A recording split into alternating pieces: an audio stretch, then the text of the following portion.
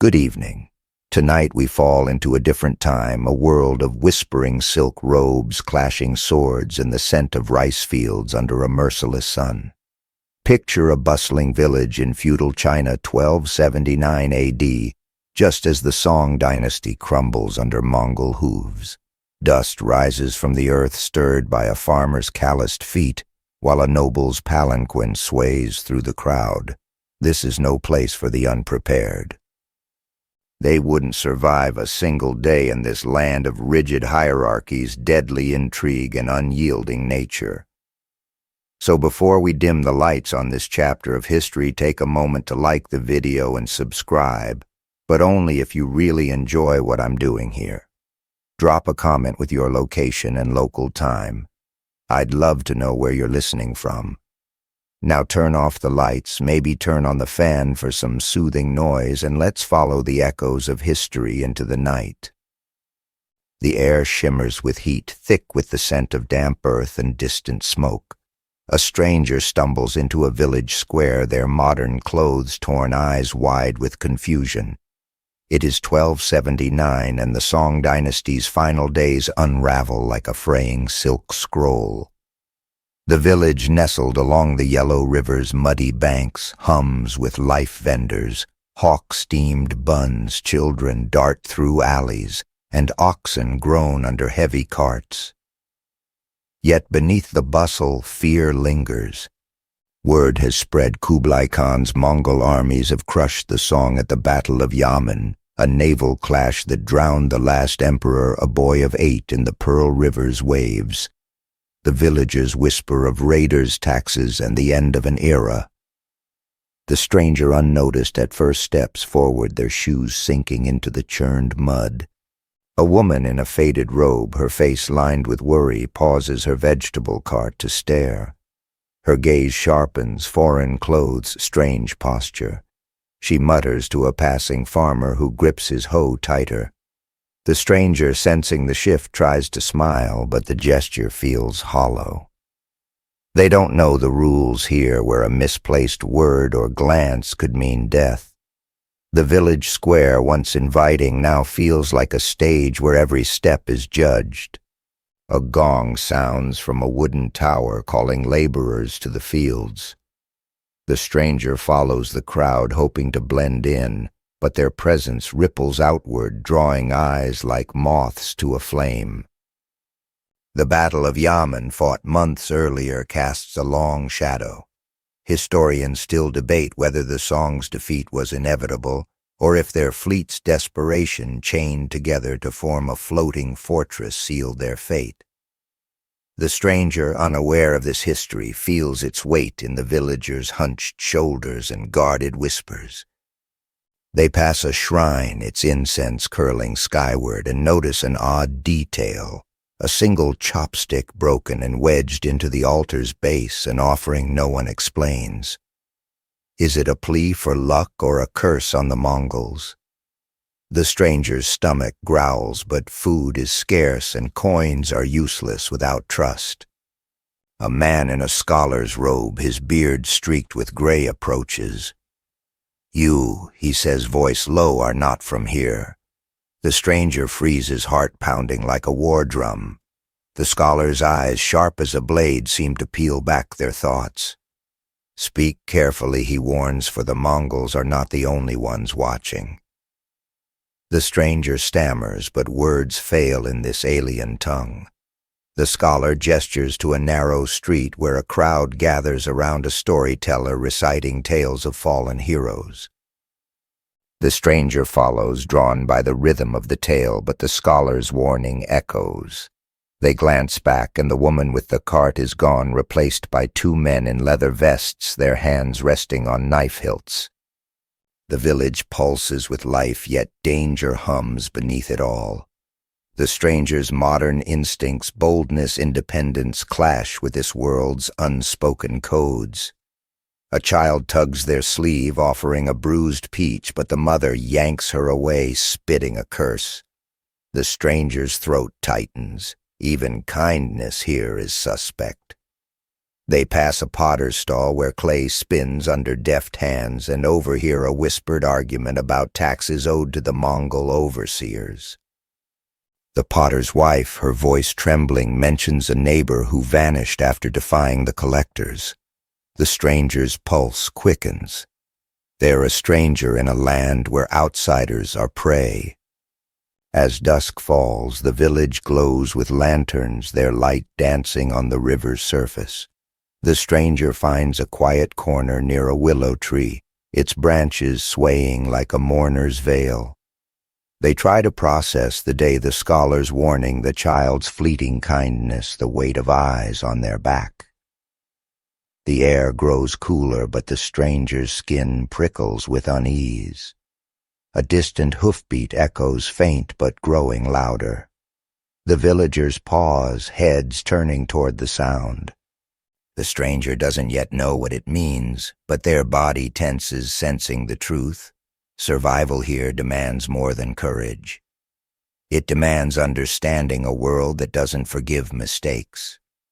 The night deepens and the stranger crouches beneath a willow, clutching the peach they kept. Its bruised flesh is soft, almost warm, a small anchor in this storm of strangeness. The hoofbeats fade, but the village doesn't relax. A dog barks, then falls silent. The stranger's breath catches as a shadow moves nearby, a figure cloaked slipping into an alley. Friend or foe, they can't tell. The scholar's words return, speak carefully. But how do you speak in a world where silence is safer yet just as deadly? The stranger's journey has only begun, and feudal China's trials are sharpening their claws. 2. The stranger wakes to the clatter of wooden carts and the sharp tang of wood smoke, their backs stiff from the night beneath the willow.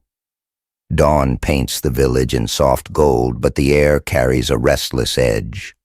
The stranger clutches the bruised peach, its sweetness long faded, and steps into the flow of villagers heading toward the market. They don't yet grasp the invisible threads binding this world, threads of Confucian hierarchy where every soul knows their place and deviation invites ruin. Today they'll stumble into that web crossing paths with a magistrate whose power is as unyielding as the yellow river's current. The village square buzzes with purpose.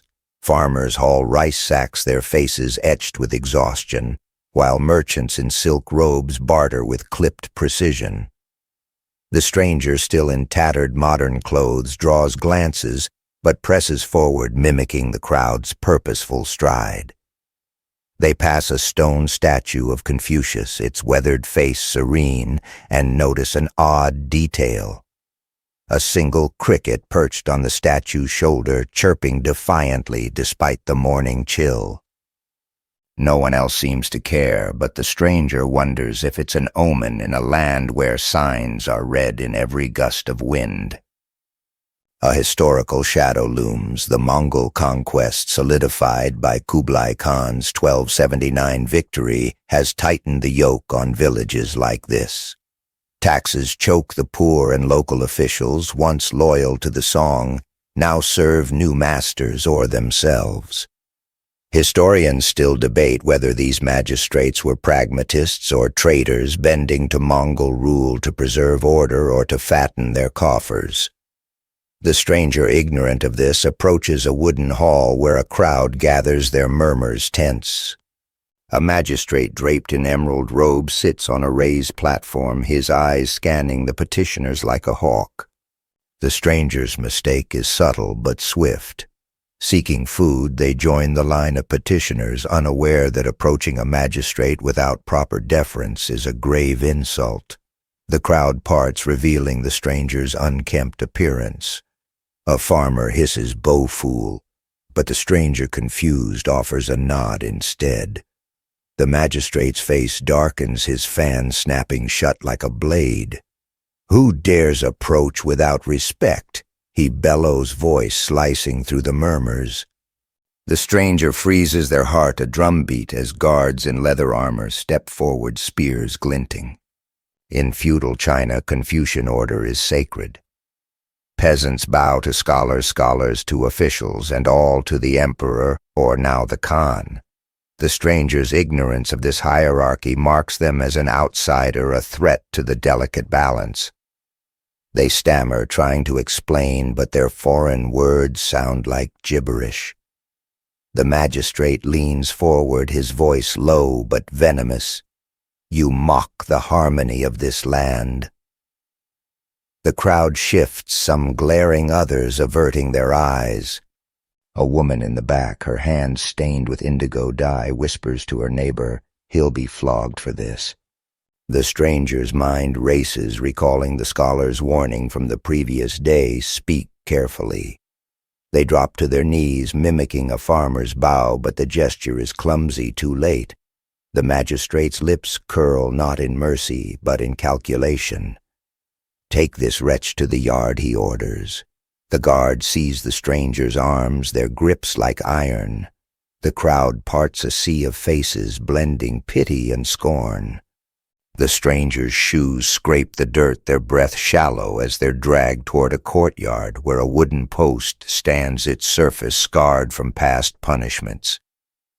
The yard is stark, surrounded by low walls and curious onlookers. The stranger's knees buckle as a guard binds their wrists to the post. The magistrate follows, his robes billowing like a storm cloud. Order must be maintained, he declares, his voice carrying to the crowd. The stranger's pulse thunders, their modern sensibilities useless against this world's rigid code. They notice a peculiar detail. The magistrate's fan, painted with cranes, has one bird missing a wing, an imperfection that feels deliberate, though its meaning escapes them. A whip cracks a warning lash against the ground. The stranger flinches, their skin prickling with dread. But a voice interrupts, a familiar one. The gray-bearded scholar from the previous day steps forward, his robe dusty but his posture commanding. "This one is mine," he says, voice steady. "A lost traveler, not a rebel." The magistrate's eyes narrow, weighing the scholar's words. The crowd holds its breath, sensing a rare challenge. The scholar continues, "Punish him, and you risk the Khan's displeasure. He may be useful. The lie is smooth, but its truth is uncertain." The magistrate hesitates, his fan tapping his palm. The stranger, trembling, meets the scholar's gaze, finding a flicker of intent mercy or manipulation. After a tense silence, the magistrate waves a hand. "Release him." But he answers to you, scholar. The guards cut the ropes, and the stranger collapses, gasping. The crowd disperses, whispering of the scholar's boldness and the stranger's luck. The scholar kneels, his voice low. "You owe me your life. Do not waste it." As they leave the yard, the stranger's legs shake, the weight of their near fate sinking in. The village, once merely strange, now feels like a labyrinth of unspoken rules. The scholar leads them to a narrow alley where the cricket's chirp echoes faintly, a reminder of the morning's fleeting omen. The stranger's hand brushes the peach in their pocket, its softness a fragile comfort. They don't yet know the scholar's motives or the cost of his intervention, but one truth is clear: in feudal China, survival hinges on navigating a hierarchy sharper than any sword. The day fades, and the stranger follows the scholar through winding streets, their mind replaying the magistrate's cold stare and the whip's crack. The village hums with evening life, lanterns flicker, and a distant flute weaves a mournful tune. The stranger's stomach growls, but hunger is secondary to fear. They glance at the scholar, his face unreadable, and wonder what debt they've incurred. The alley opens to a small courtyard where a wooden gate creaks in the breeze. The scholar pauses, his voice soft but firm. "Learn quickly, or next time no one will save you." The stranger nods, their breath steadying, but the weight of this world presses heavier still. 3. The stranger follows the scholar through the creaking gate, their breath uneven, the memory of the magistrate's whip still sharp. The courtyard is small, framed by bamboo and a low-tiled roof where a table holds a steaming teapot and delicate cups. The scholar gestures for the stranger to sit, his eyes unreadable beneath the weight of dusk. Tonight, the stranger will face a new trial, the intricate dance of a tea ceremony, where a single misstep could unravel the fragile trust they've gained. In feudal China, etiquette is not mere politeness, it's a language of power, and the stranger is about to learn its cost. The scholar's home hums with quiet life. A young servant, her hair pinned with a wooden comb, pours tea with practiced grace, her movements as precise as a calligraphy stroke. The stranger watches, mesmerized by the ritual's rhythm, the slow tilt of the pot, the steam curling like a dragon's breath. They don't yet know that this ceremony, rooted in Song dynasty tradition, is a test of character where every gesture speaks louder than words. The scholar's gaze is steady, assessing, as if weighing the stranger's soul against the village's unforgiving code. A historical echo resounds in 1279 as the Song dynasty fell. Tea ceremonies became a refuge for scholars and nobles, a way to preserve culture amid Mongol rule. Historians still debate whether these rituals were acts of resistance or mere nostalgia, a clinging to a vanishing world. The stranger, unaware of this, accepts a cup, its warmth seeping into their chilled hands. They notice an odd detail. The servant's comb is carved with a tiny fish, its scales glinting in the lantern light, a symbol no one explains. Is it a family heirloom or a hidden message? The scholar speaks, his voice soft but deliberate. Drink slowly, honor the tea, and you honor me. The stranger nods, lifting the cup, but their haste betrays them. They sip too quickly, the liquid scalding their tongue, and set the cup down with a clumsy clink. The servant gasps, her hand flying to her mouth. The scholar's face tightens, a storm brewing behind his calm. You disrespect the right, he says, each word a stone. The stranger's heart sinks, their modern instincts, casual, unthinking, clashing with this world's precision.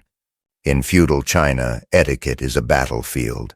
An improper bow, a misplaced cup, or a careless word could signal disloyalty or barbarism. The stranger, still reeling from the magistrate's yard, feels the weight of their error. They stammer an apology, but the scholar raises a hand. Words are wind. Actions bind. He gestures to the table where a second cup waits. Try again, or leave my house.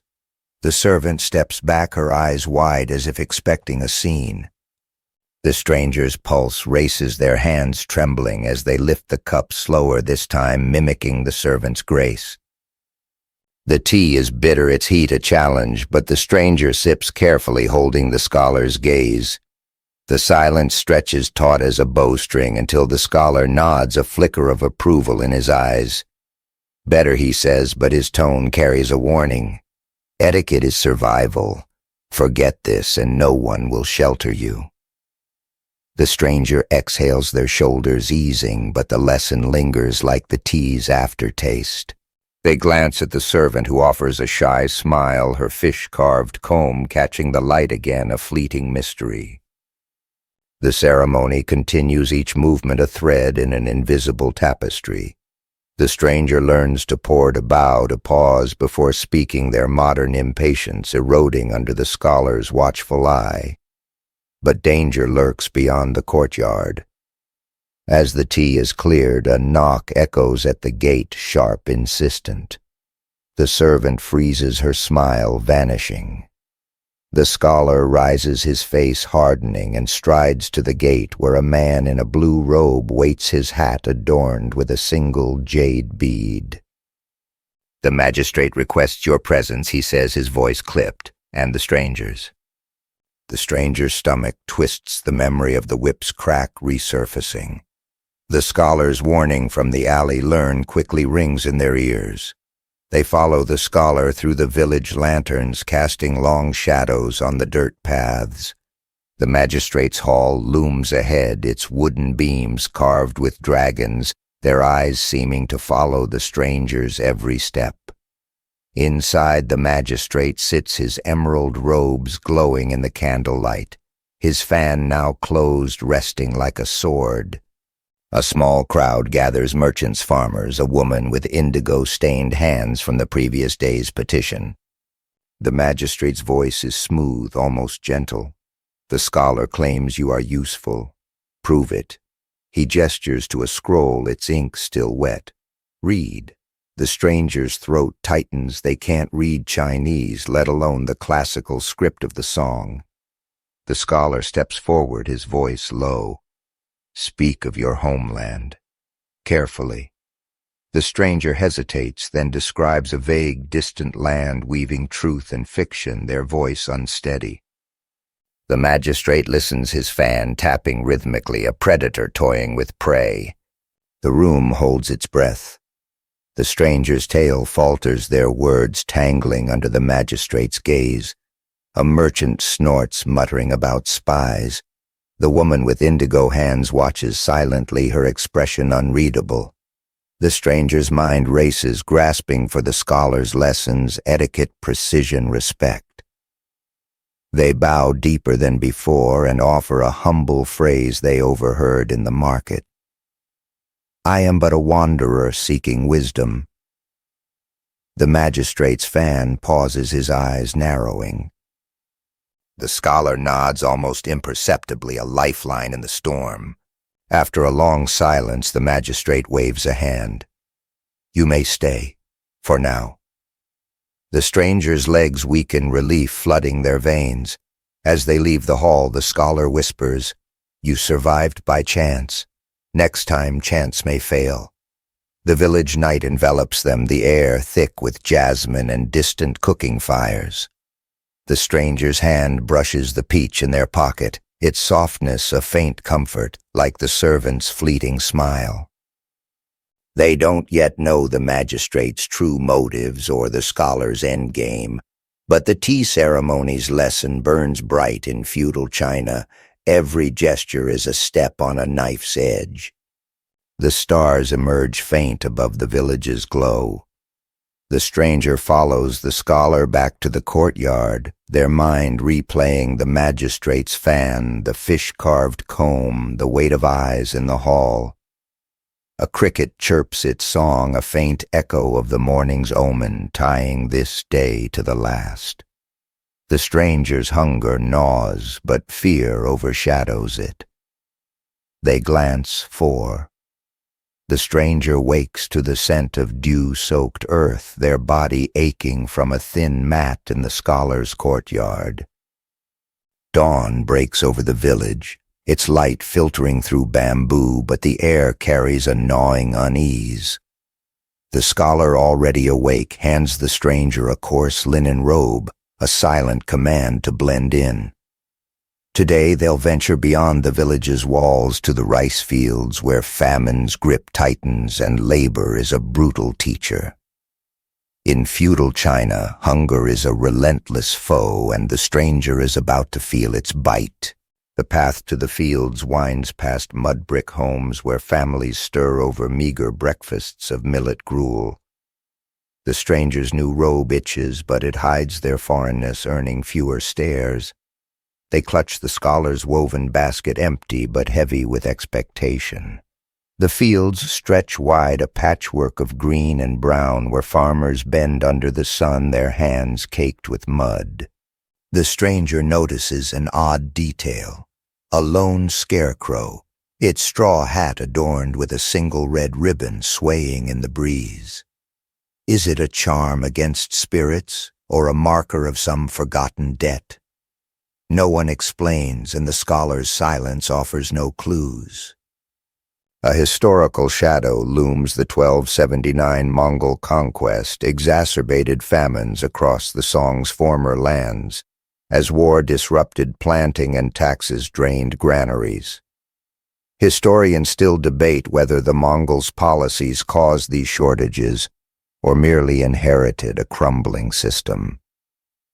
The stranger, unaware of this, joins a group of farmers, their faces gaunt, eyes dulled by hunger.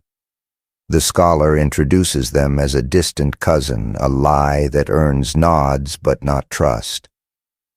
A wiry man named Wei, his fingers gnarled from years in the fields, hands the stranger a wooden hoe. Work, he says, voice flat, or eat nothing. The labor is grueling. The stranger digs their hands, blistering the hoe's weight, dragging their shoulders. Mud clings to their robe and sweat stings their eyes. The farmers move with practiced rhythm, but the stranger's clumsy strokes draw grumbles. Wei points to a patch of wilted rice. "Too dry," he mutters. "The river betrays us." The stranger learns the village's irrigation ditches, once reliable, now run shallow, a casualty of drought and neglect. Their stomach growls, the bruised peach long gone, and the farmer's silence speaks of meals too small to share. Hours pass, the sun climbing mercilessly. The stranger's back aches, their breath shallow as they mimic Wei's motions, planting seedlings in the cracked earth. A woman nearby, her hair tied with a faded cloth, hums a mournful tune, its notes weaving through the field's quiet despair. The stranger pauses, wiping sweat, and notices Wei staring at the scarecrow's red ribbon, his jaw tight. "My sons," he whispers almost to himself, then turns away. The stranger senses a story, grief perhaps, or sacrifice, but dares not ask. The work continues, each row a test of endurance. The stranger's modern life, soft with convenience, offers no preparation for this. Their hands bleed, the hoe slipping, and Wei's patience thins. "You're no farmer," he snaps, but there's no malice, only truth. The stranger nods, shame burn in their cheeks, and redoubles their effort, driven by the scholar's warning, "Learn quickly." They glance at him, standing at the field's edge, his robe untouched by mud, his eyes scanning the horizon as if expecting trouble. Trouble arrives at midday. A rider appears, dust trailing his horse, its flanks slick with sweat. The farmers pause, hose lowered, as the rider dismounts, his leather vest marked with a Mongol emblem. He's a tax collector, his voice sharp as he demands the village's grain quota. Wei steps forward, his voice low but firm. "We have little. The fields are dying." The collector's eyes narrow, his hand resting on a curved dagger. The Khan cares not for excuses. The stranger freezes, their hoe forgotten, as the farmers murmur fear rippling through the field. The collector's gaze lands on the five. The stranger stirs before dawn, the courtyard silent save for the soft drip of dew from bamboo. Their hands, still raw from yesterday's labor, clutch the coarse robe as they rise, the scholar's gruel a faint memory in their empty stomach. The village slumbers, its lanterns dim, but a distant rumble shatters the calm hoofbeats, swift and merciless. Today the stranger will face the chaos of a Mongol raid, a brutal reminder that in feudal China, peace is a fragile illusion and survival demands instinct over reason. The scholar bursts through the gate, his robe askew, eyes wide with urgency. "Hide," he hisses, thrusting a burlap sack into the stranger's arms. The Mongols come. The stranger's heart lurches, the hoofbeats now a thunderous drum roll. They follow the scholar to a cramped cellar beneath the courtyard, its air thick with mold and earth. The trap door shuts, plunging them into darkness, the sack's weight filled with rice pressing against their chest. They notice an odd detail. A single clay shard etched with a spiral wedged into the cellar wall. Is it a talisman or a forgotten relic? The scholar's silence offers no answers. A historical echo resounds. In 1279, Mongol raids plagued the Song's former territories, as Kublai Khan's forces consolidated power through fear. Historians still debate whether these raids aimed to crush resistance, or merely to plunder a distinction lost on villages like this. The stranger, crouched in the dark, hears muffled shouts above villagers screaming, wood splintering. The scholar's breath is ragged, his voice a whisper. "Stay still. They take what they want and leave, usually." The word usually hangs like a blade. and the stranger's pulse races, their modern instincts useless against this primal threat. The cellar's damp walls seem to close in the air, heavy with the scent of earth and fear. The stranger clutches the sack, its grains shifting under their fingers, a lifeline they barely understand. Footsteps thud overhead, heavy boots shaking dust from the trapdoor's seams. A voice barks in a guttural tongue. Mongol, the stranger guesses, followed by a woman's cry, sharp and desperate. The scholar's hand grips the stranger's arm, a silent command to stay put. The stranger's mind flashes to Wei the farmer and his son's red ribbon, wondering if this raid will claim another. Minutes stretch into eternity, each sound a new terror, the clatter of pots, the crack of a whip, the low bellow of an ox driven from its pen.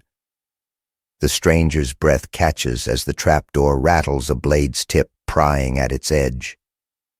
The scholar tenses his hand, slipping to a small knife hidden in his robe. But the blade withdraws, replaced by laughter, harsh, fleeting, and the footsteps fade. The stranger exhales, their body trembling, the clay shards spiral, glinting faintly in a sliver of light. Its purpose remains a mystery, but its presence feels like a ward against the chaos above.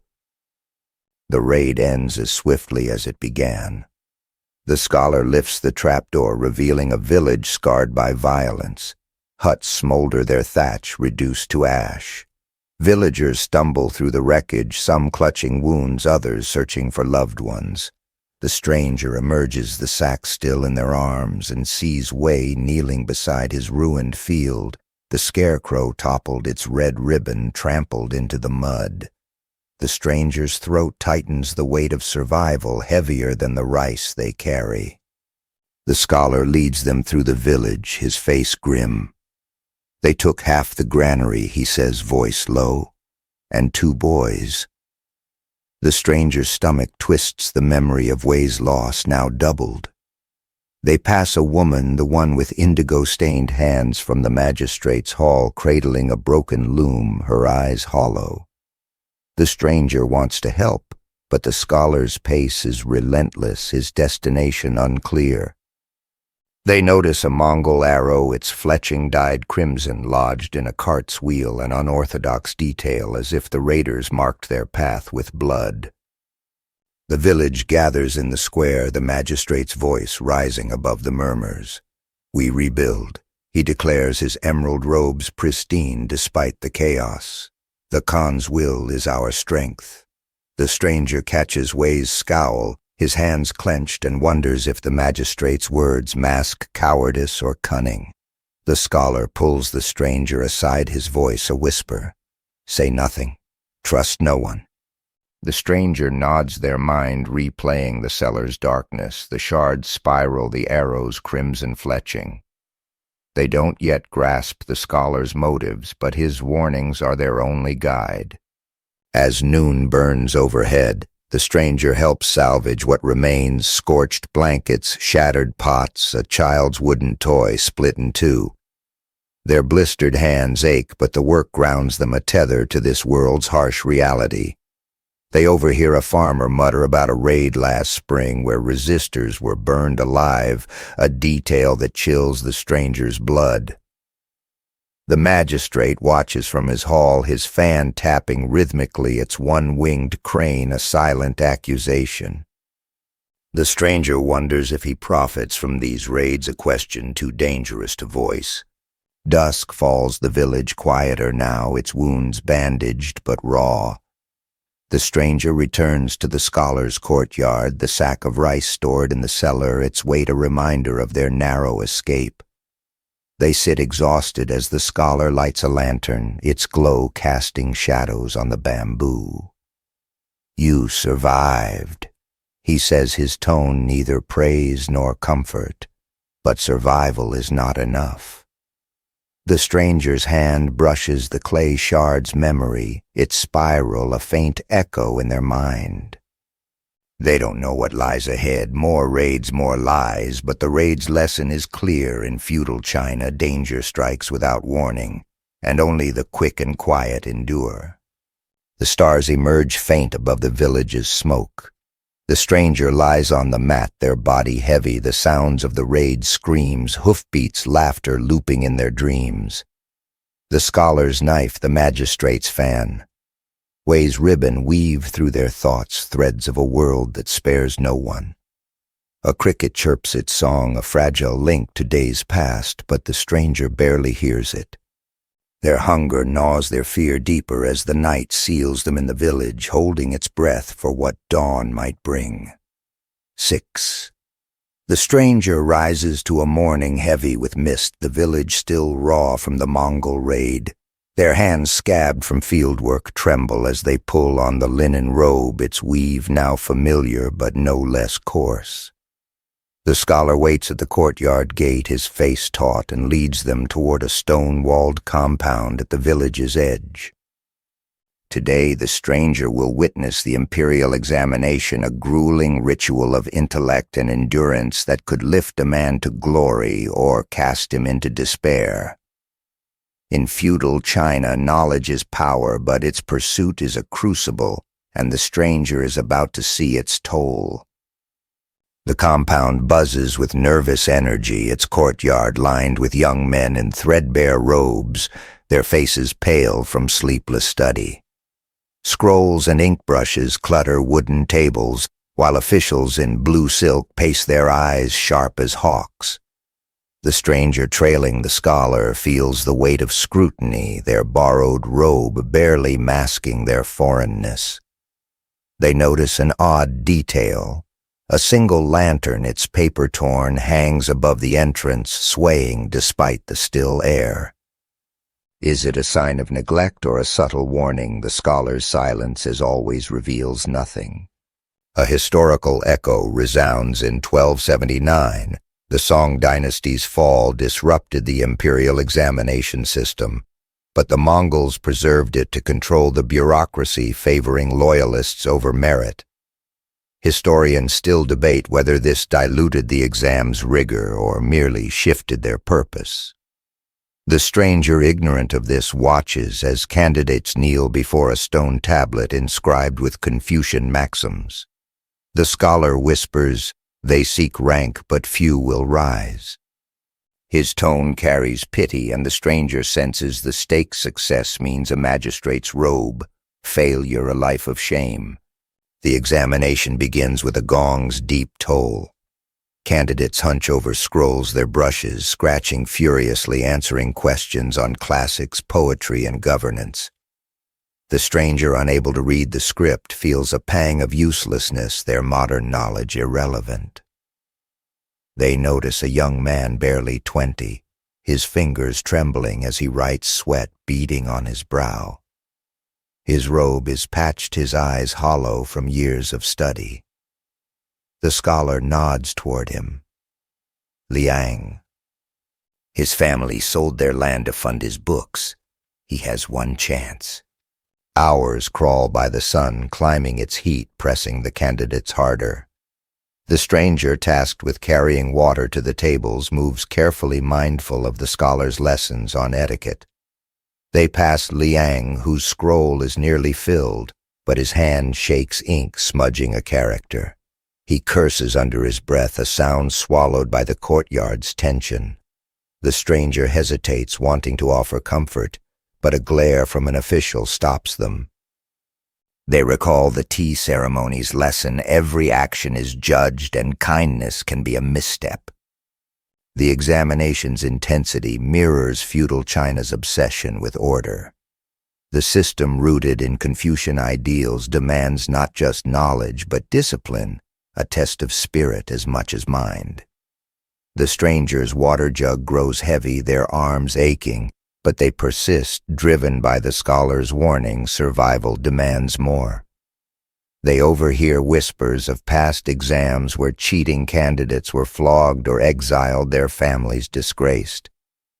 The torn lantern sways again, its shadow flickering over Liang's scroll, and the stranger wonders if it marks a doomed soul. At midday, a cry breaks the silence. Liang collapses, his scroll fluttering to the ground, ink pooling like blood. Officials rush forward, their voices sharp as candidates glance up, torn between fear and relief. The scholar pulls the stranger back, his grip firm. Fever or exhaustion, he mutters. It claims many. Liang is carried away, his patched robe trailing his dreams likely shattered. The stranger's chest tightens, the weight of this world's cruelty sinking deeper. They notice the official's indifference, one adjusting his jade hairpin as if nothing happened. The examination continues, relentless. The stranger's task shifts to collecting finished scrolls, their hands brushing against the candidate's trembling fingers. They see desperation in every face, the pressure of families, villages, and ancestors bearing down. The scholar watches from a corner, his eyes scanning not just the candidates but the officials, as if seeking a hidden threat. The stranger recalls the Mongol raid, the magistrate's fan, and wonders if even this compound hides intrigue. They trip slightly, a scroll slipping, and an official's glare reminds them of the whip's crack days ago. As dusk falls, the gong sounds again, signaling the end. Candidates stagger out, some weeping, others stone-faced. The stranger helps stack scrolls, their body weary, their mind replaying Liang's collapse. The scholar leads them away, passing the torn lantern, now still its purpose as elusive as ever. Liang may try again, the scholar says, voice low, or he may not. The stranger nods, their throat dry, the examination's lesson clear. In feudal China, ambition is a gamble, and failure cuts deeper than any blade. The village glows with evening lanterns as they return to the courtyard. The stranger sits, a bowl of millet in their hands, its grain sparse but warm. Their mind weaves through the day, Liang's trembling hand, the torn lantern, the scholar's watchful eyes. They recall ways, red ribbons, the clay shard spiral threads of a world that demands everything. The scholar pauses at the gate, his voice soft but firm. You saw their burden, yours is no lighter. A cricket chirps its song, faint, tying this night to the last. The stranger sips the millet, its taste grounding, but the weight of survival presses harder, the next trial looming in the dark. 7. The stranger wakes to the clamor of the village market, its din seeping through the courtyard's bamboo walls. Their body aches from yesterday's labors, the imperial examination's weight lingering like a bruise. The scholar, already dressed, hands them a woven basket and a few copper coins, his eyes sharp. Buy food, he says, voice low, but watch your step. Today the stranger will navigate the market's vibrant chaos, a maze of opportunity and deceit where a single misstep could cost more than coin. In feudal China, trust is a luxury and the market is a battlefield of wits.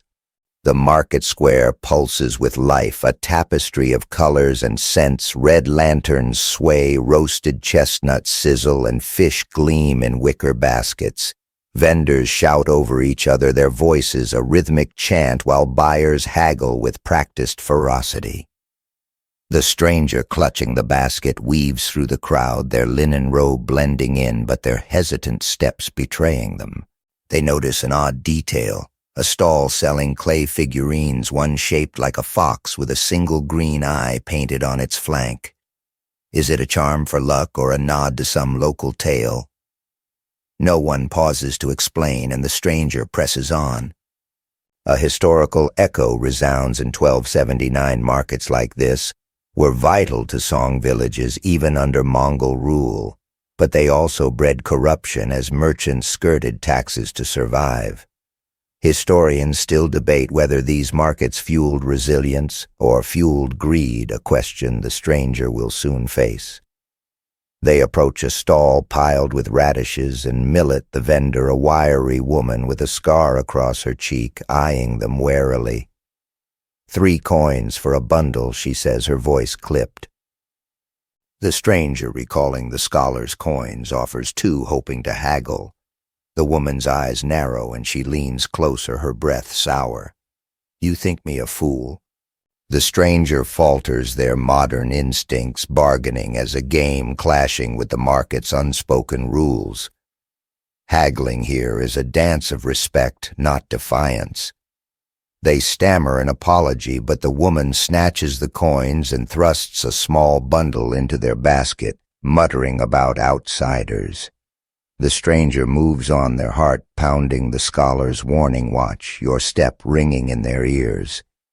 The crowd presses closer, elbows jostling, and the stranger feels the weight of eyes, not all of them curious. At a noodle stall, the stranger tries again, this time mimicking a farmer's slow nod before offering coins.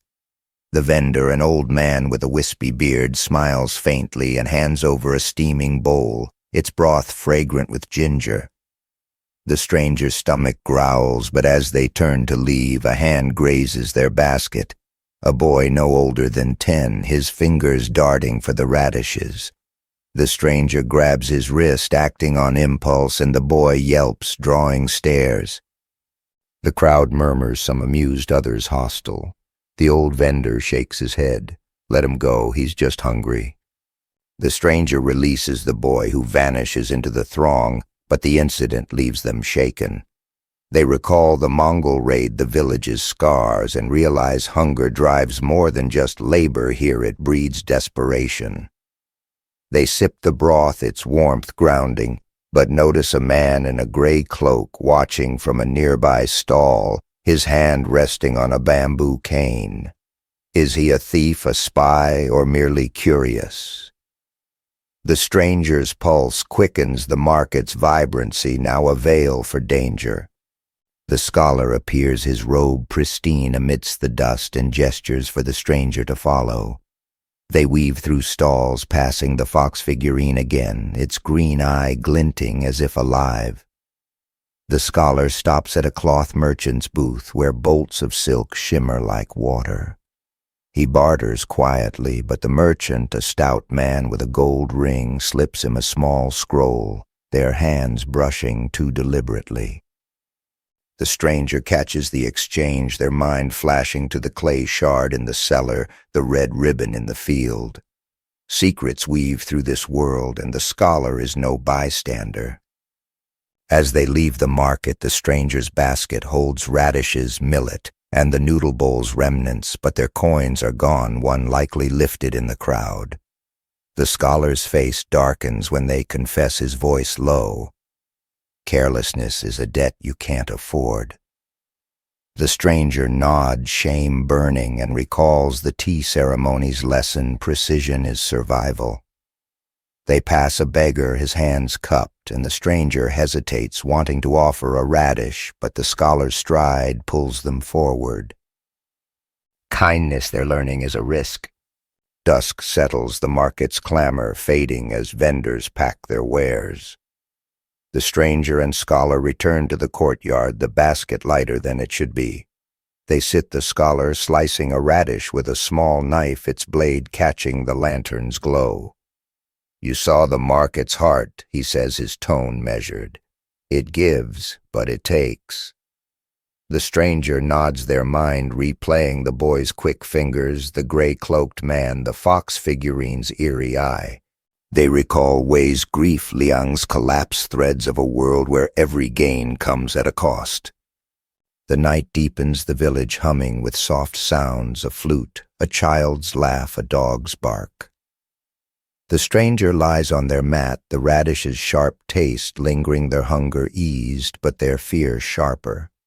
The scholars scroll the market's dangers. The scholars' warnings weave through their thoughts, a tapestry of survival they barely grasp. A cricket chirps its song, a faint echo of days past, tying this night to the village's rhythm. The stranger closes their eyes, the market's lessons heavy, the next trial waiting in the shadows. 8. The stranger wakes to a dull ache in their bones, the courtyard's morning chill seeping through their thin mat. Their breath catches a dry cough rattling their chest, a faint but ominous sign. The scholar, stirring millet over a small fire, notices but says nothing, his eyes narrowing. Today the stranger will confront the harsh reality of illness in feudal China, where remedies blend herb and superstition, and a simple fever can become a death sentence. In this world, health is as fragile as a rice stalk, and the stranger is about to learn its cost. The village hums with early activity, but the stranger's steps falter as they follow the scholar to a low-roofed hut at the village's edge. Their cough worsens each breath a scrape, and a faint heat blooms behind their eyes. The hut, its walls stained with soot, smells of dried roots and bitter smoke. Inside, an old healer, her hair a white tangle, sorts herbs on a wooden table. The stranger notices an odd detail. A small bronze mirror, its surface clouded, hangs above the door, reflecting nothing but shadows. Is it a ward against spirits or a relic of forgotten rites? The scholar's silence offers no clues. A historical echo resounds in 1279 Song dynasty medicine rooted in ancient texts like the Huangdi Neijing relied on herbs, acupuncture, and balance of qi, but Mongol rule strained resources, leaving villages vulnerable to disease. Historians still debate whether these traditional methods saved lives or delayed inevitable deaths. The healer, her hands gnarled as tree roots, peers at the stranger, her gaze piercing. Fever, she declares, voice rasping. The body rebels. The scholar nods, his face unreadable, and hands her a small pouch payment, perhaps, or a bribe. The healer gestures for the stranger to sit on a straw mat, her fingers probing their wrist, seeking the pulse's rhythm.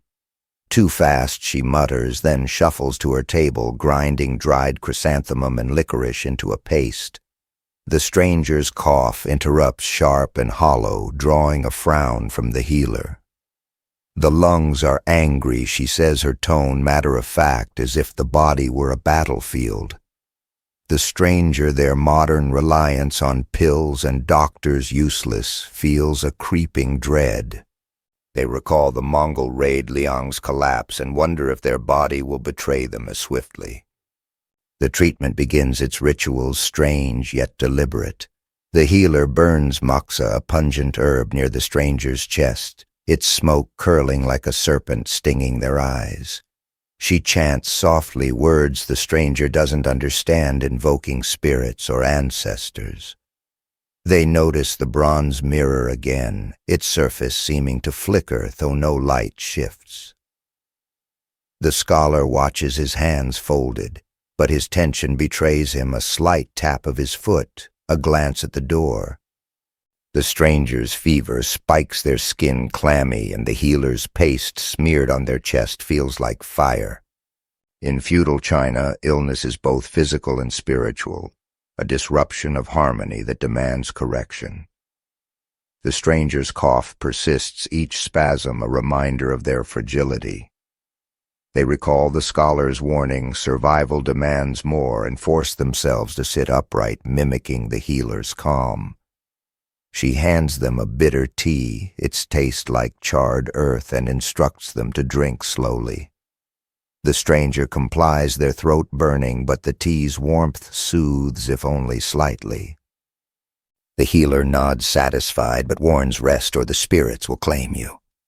The day drags the stranger confined to the hut as the healer tends others, a child with a rash, a farmer with a festering cut. The stranger's fever ebbs, then flares their mind, drifting to Wei's red ribbon, the fox figurines, green eye threads of a world that spares no weakness. They overhear the healer muttering about a past plague where half the village burned their dead to appease the gods, a detail that chills their blood. The bronze mirror looms, its shadows deepening, and the stranger wonders if it watches them, a silent judge. As dusk falls, the scholar returns, his face grim. "You're strong enough to move," he says, though the stranger feels anything but. They stumble back to the courtyard, the tea's bitterness lingering, their cough quieter but persistent. The village glows with lanterns, its life unbroken despite their struggle. The scholar hands them a bowl of thin gruel, his voice low. Illness tests the soul. You passed barely. The stranger sips their hands, trembling. The lesson clear: in feudal China, health is a battle and recovery is no guarantee of safety.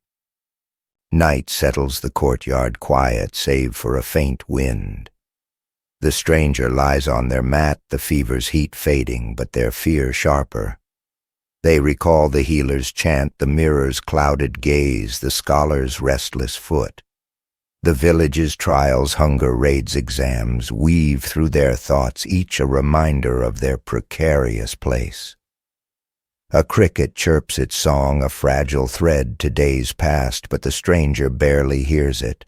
Their body heavy, the next challenge lurking in the dark. 9. The stranger wakes to a dawn heavy with the scent of dust, their cough now a faint rasp, the healer's tea still bitter on their tongue. The scholar, already at the courtyard gate, beckons them with a curt nod, his robe dusted with road grit. We travel, he says, handing the stranger a worn cloak. Today they'll journey to a nearby town, but the road is a gauntlet of peril, and a bandit ambush will test their wits and luck. In feudal China, no path is safe, and the stranger is about to learn the price of movement. The village fades behind them, its lanterns mere specks, as the dirt road stretches toward rolling hills. The stranger's cloak, coarse but warm, hides their lingering weakness, though their steps are unsteady. They carry a small sack millet and dried fish from the market, its weight a reminder of their dependence on the scholar. They notice an odd detail, a single crow perched on a gnarled tree, its beak stained red as if with blood. Is it a scavenger or an omen? The scholar's silence, as always, offers no comfort. A historical echo resounds in 1279. Banditry surged in the wake of the Song dynasty's collapse, as displaced soldiers and desperate farmers turned to robbery to survive Mongol rule. Historians still debate whether these bandits were rebels or mere opportunists, a distinction lost on their victims. The stranger, unaware of this, follows the scholar through a bamboo grove, the air thick with the hum of cicadas. The scholar's pace is brisk, his eyes scanning the hills, a small knife glinting at his belt. Stay close, he warns, voice low. The road has eyes. The journey is grueling, the sun climbing its heat pressing through the cloak. The stranger's cough returns softer but persistent, and their legs ache from days of labor and illness. They recall the healer's mirror, the market's fox figurine, threads of a world woven with mystery and menace. The road narrows, flanked by dense thickets, and the stranger's pulse quickens, the crow's red beak lingering in their mind. They overhear the scholar muttering about a merchant caravan attacked last month, its survivors left to crawl back, bleeding, a detail that tightens their throat. Danger strikes at midday. The thickets rustle, and 3 figures emerge, bandits, their faces masked with cloth swords glinting like fangs. The leader, a wiry man with a scar across his brow, steps forward, his voice a rasp. Your goods or your lives? The scholar raises a hand, calm but firm. We carry little, let us pass. The stranger freezes, their sack clutched tight, the scholar's knife a frail defense against steel. The bandits laugh, their blades circling closer, the air thick with the scent of sweat and iron. In feudal China, bandits are a plague, thriving in the chaos of Mongol rule. The stranger's modern instincts, reason, negotiation falter against this raw threat. They recall the Mongol raid, the cellar's darkness, and drop to a crouch, hoping to vanish into the moment. The scholar, undaunted, tosses a small pouch copper coins to the ground. Take it, he says, eyes locked on the leader. The bandits hesitate, greed warring with suspicion, but the leader snatches the pouch, his sword still raised. The standoff stretches taut as a bowstring. The stranger's breath catches their mind racing for a way out. They notice a faint tattoo on the leader's wrist, A coiled snake, its ink faded but distinct, an unorthodox mark that feels significant though its meaning escapes them. The scholar speaks again, his voice steady. We're no threat. The town's guards await us. It's a lie, but the bandits waver their eyes, darting to the hills, perhaps fearing a trap. The stranger, trembling, mimics the scholar's calm, their cloak hiding their fear. The leader spits his sword, lowering. Go, he growls, but we'll meet again. The bandits melt back into the thickets, leaves rustling like a receding storm. The stranger exhales, their legs weak, the sacks weight heavier now. The scholar retrieves his knife, his face unreadable, and resumes walking as if the ambush were a mere inconvenience. You froze, he says, not looking back. Next time, act. The stranger nods, shame burning the lesson clear in feudal China. Hesitation is a wound and survival demands nerve. The road widens, the town's walls faintly visible through the haze. The stranger's cough returns a reminder of their fragility, but they press on, driven by the scholar's relentless pace. They pass the crow's tree, now empty, its red-beaked occupant gone, leaving only the road's dust. The scholar's warning. The road has eyes, echoes, and the stranger wonders if the bandits were alone or part of a larger web like the scholar's hidden scroll or the magistrate's fan. They recall Wei's ribbon Liang's collapsed threads of a world where danger is never singular. Dusk paints the sky in crimson as they near the town, its gates guarded by spearmen in leather vests. The stranger's sack is lighter, a fish stolen in the chaos, but they say nothing, fearing the scholar's rebuke. They enter the town, its streets narrower than the villages, its air thick with cooking fires and suspicion. The scholar pauses at an inn, his voice low. You survived the road, barely. The stranger nods, their body heavy, the ambush's adrenaline fading into exhaustion. Night falls, the inn's lanterns casting shadows on wooden walls. The stranger lies on a straw pallet, the snake tattoo's image looping in their mind alongside the crow's beak, the clay shards spiral. The scholar's knife, the bandit's laughter, the road's dust weave through their thoughts, a tapestry of peril they barely navigate. A cricket chirps its song, a faint tether to the village, but the stranger's fear deepens the town's unknown trials, waiting like predators in the dark. 10. The stranger wakes to the inn's creaking timbers, the town's dawn muffled by a fog that clings like a shroud. Their cough lingers, a faint echo of illness, but the bandit ambush's adrenaline still hums in their veins. The scholar, already awake, sits at a low table, his eyes tracing a scroll.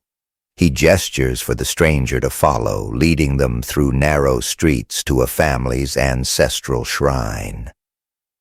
Today, the stranger will witness the rigid demands of ancestor worship, a spiritual cornerstone of feudal China, where neglect invites divine wrath and their outsider status risks offense. The shrine, tucked behind a merchant's home, is a small wooden structure, its roof curved like a swallow's wing. Incense curls skyward, mingling with the fog, and a table holds offerings, rice, oranges, a single fish. The stranger, still in their cloak, feels the weight of scrutiny from the family gathered, a stern patriarch, his wife and 2 sons, their robes modest but clean. They notice an odd detail, a single joss stick, its ash forming a perfect spiral on the altar, defying the breeze. Is it a sign of favor or a warning? The scholar's glance, sharp and brief, urges caution. A historical echo resounds in 1279 ancestor worship, rooted in Confucian filial piety, bound families to their dead, ensuring prosperity or ruin based on devotion. Under Mongol rule, these rites persisted, though some whispered of diluted traditions. Historians still debate whether such rituals unified communities or deepened superstition. The stranger, unaware of this, stands at the shrine's edge, the scholar whispering, "Bow when they do. Speak nothing." The patriarch lights another joss stick, his voice low, chanting names of ancestors stretching back centuries, each syllable heavy with duty. The ritual unfolds with meticulous grace. The family kneels, their foreheads touching the ground, offering prayers for guidance and forgiveness. The stranger mimics their bows, their cloak brushing the dirt, but their timing falters a half-second too slow. The patriarch's wife glances up, her eyes narrowing, and the younger son hisses, "Outsider." The stranger's pulse quickens, the scholar's lessons etiquette precision ringing in their ears. They recall the tea ceremonies, misstep the market's dangers, and force a deeper bow, hoping to mend the slight. In feudal China, ancestor worship is more than faith. It's a contract with the past, binding the living to unseen judges. The stranger's presence, tolerated but suspect, disrupts this sacred balance. The patriarch continues, his voice steady, but the wife's gaze lingers, her fingers tightening on an orange. The scholar steps forward, his voice smooth. "My cousin honors your rights, though his ways are distant." The lie soothes, but the family's tension remains, the joss stick's spiral ash a silent accusation. The ceremony shifts to offerings. The elder son places rice before the altar, his hands trembling slightly, perhaps from reverence or fear. The stranger, tasked with holding a clay bowl, feels the family's eyes, each glance a test. They recall the Mongol raid, the bandit swords, and wonder if spiritual missteps carry equal peril. The patriarch burns paper money offerings for the dead, its flames casting shadows on the shrine's carved dragons. The stranger notices the younger son slip a small, unburned paper into his sleeve, an unorthodox act that sparks curiosity, though they dare not question it. As the ritual nears its end, a gust scatters the joss stick's ash, breaking its spiral. The patriarch pauses, his face paling, and the wife gasps. The ancestors are displeased. The stranger's heart sinks, their clumsy bow now a potential curse. The scholar intervenes, his tone calm. "The wind speaks, not the dead. Your devotion is clear." The patriarch nods reluctant, but the family's suspicion deepens, their whispers sharp as they clean the altar. The stranger's hands tremble, the bowl heavy, the lesson clear in feudal China. The spiritual is as treacherous as the physical. The scholar leads them away, the town's fog swallowing the shrine's glow. "You were careless," he says, voice low. "The dead see all." The stranger nods, their throat tight, the joss stick's ash and the sun's hidden paper looping in their mind. They recall ways ribbon, the healer's mirror threads of a world where every act ripples beyond the visible. The town streets buzz with morning life vendors, carts a dog's bark, but the stranger feels the shrine's weight, its spirits lingering like the fog. Dusk falls as they return to the inn, the scholar's scroll now tucked away, his silence heavier. The stranger sits, a bowl of millet in their hands, its warmth faint against the day's chill. They replay the patriarch's chant, the wife's glare, the ashes' broken spiral, each a reminder of their precarious place. The scholar pauses at the door, his voice soft but firm. "Respect the unseen, or it will claim you." A cricket chirps its song, a faint tether to the village, but the stranger's fear deepens the town's next trial, a shadow in the fog. 11. The stranger stirs in the inn's dim light, the fog of yesterday's shrine ritual clinging to their thoughts like damp silk. Their cough is a faint whisper now, but exhaustion weighs their limbs as they rise, the straw pallet offering little rest. The scholar, already at the door, hands them a bamboo staff and a terse command. We return to the village. Today the journey back will be shattered by the yellow river's wrath, a flood that tests the stranger's endurance and reveals nature's merciless grip on feudal China. In this world, the elements are as deadly as any bandit, and survival demands resilience beyond strength. The town's gates creak open, revealing a sky bruised with storm clouds, the air heavy with the scent of rain. The stranger's cloak patched from the road flaps in the rising wind as they follow the scholar along the same dirt path that brought them here. The bamboo grove, once alive with cicadas, is eerily silent, and the stranger notices an odd detail. A single lotus flower, its petals unnaturally vibrant, floating in a roadside puddle. Is it a stray bloom or a sign of the river's unrest? The scholar's hurried pace, his eyes on the horizon, offers no answers. A historical echo resounds in 1279. The yellow river known as China's Sorrow unleashed frequent floods, devastating villages already strained by Mongol rule. Historians still debate whether these disasters were natural cycles or worsened by neglected dikes from the Song dynasty's collapse. The stranger, unaware of this, senses the scholar's urgency as the path slopes toward the river's banks. The water, usually sluggish, churns with a muddy fury, its surface flecked with debris branches, straw, a child's sandal. The scholar's voice is sharp. Hurry. The river wakes. The journey grows perilous as rain begins a soft patter, turning to a relentless downpour. The stranger's staff sinks into the mud, their cloak sodden, weighing them down. They recall the bandit ambush, the shrine's tense air, and grip the staff tighter, driven by the scholar's warning act or perish. The river's roar grows louder, a beast stirring from slumber. They pass a farmer's cart, abandoned, its wheels half buried, and the stranger's pulse quickens, the lotus flower's vivid petals flashing in their mind, a fleeting beauty in this rising chaos. Disaster strikes at midday. The river breaches its banks, a wall of water surging across the path, swallowing fields and huts in its path. The scholar shouts, "Climb!" and scrambles up a rocky hill, the stranger stumbling behind their staff, snapping under the strain. Mud slides beneath their feet, the floods roar, drowning out all else. They reach a ledge, gasping, and look back. The valley is a lake, trees bending like reeds, a distant scream cut short.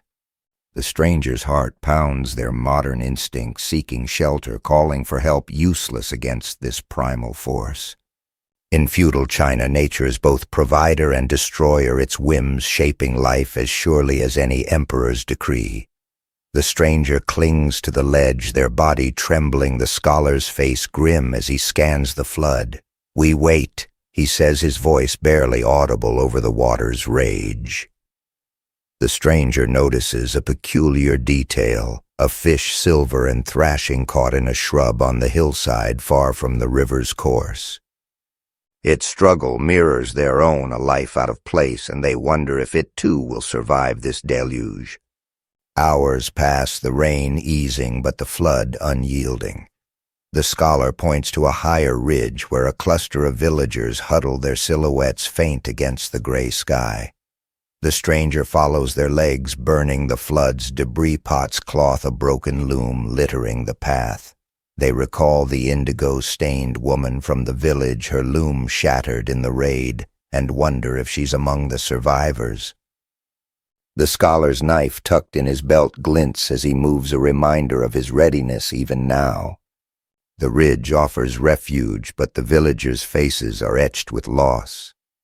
A woman cradles a sodden blanket, her eyes vacant. A man digs through mud, searching for something unnamed. The stranger, shivering, helps gather branches for a fire, their hands raw from the climb. They overhear whispers of a flood years ago where hundreds drowned their bodies, left to the river's mercy, a detail that chills their blood. The scholar kneels beside an elder, their voices low, and the stranger catches a glance from a boy, his eyes wide with fear, not unlike the thief in the market. As dusk falls, the flood recedes slightly, revealing a scarred landscape. The scholar leads the stranger down their path, treacherous with mud and wreckage. The village stands, he says, but his tone lacks certainty. They reach the familiar walls, now battered, the Confucian statue tilted but intact. The stranger's exhaustion deepens, the flood's lesson clear in feudal China. Nature spares no one, and survival is a fleeting victory. The scholar pauses at the courtyard gate, his voice low. "You endured. That's enough for now." Night settles the village quieter, its lanterns dimmed by loss. The stranger sits in the courtyard, a bowl of cold millet in their hands, its taste earthy but lifeless.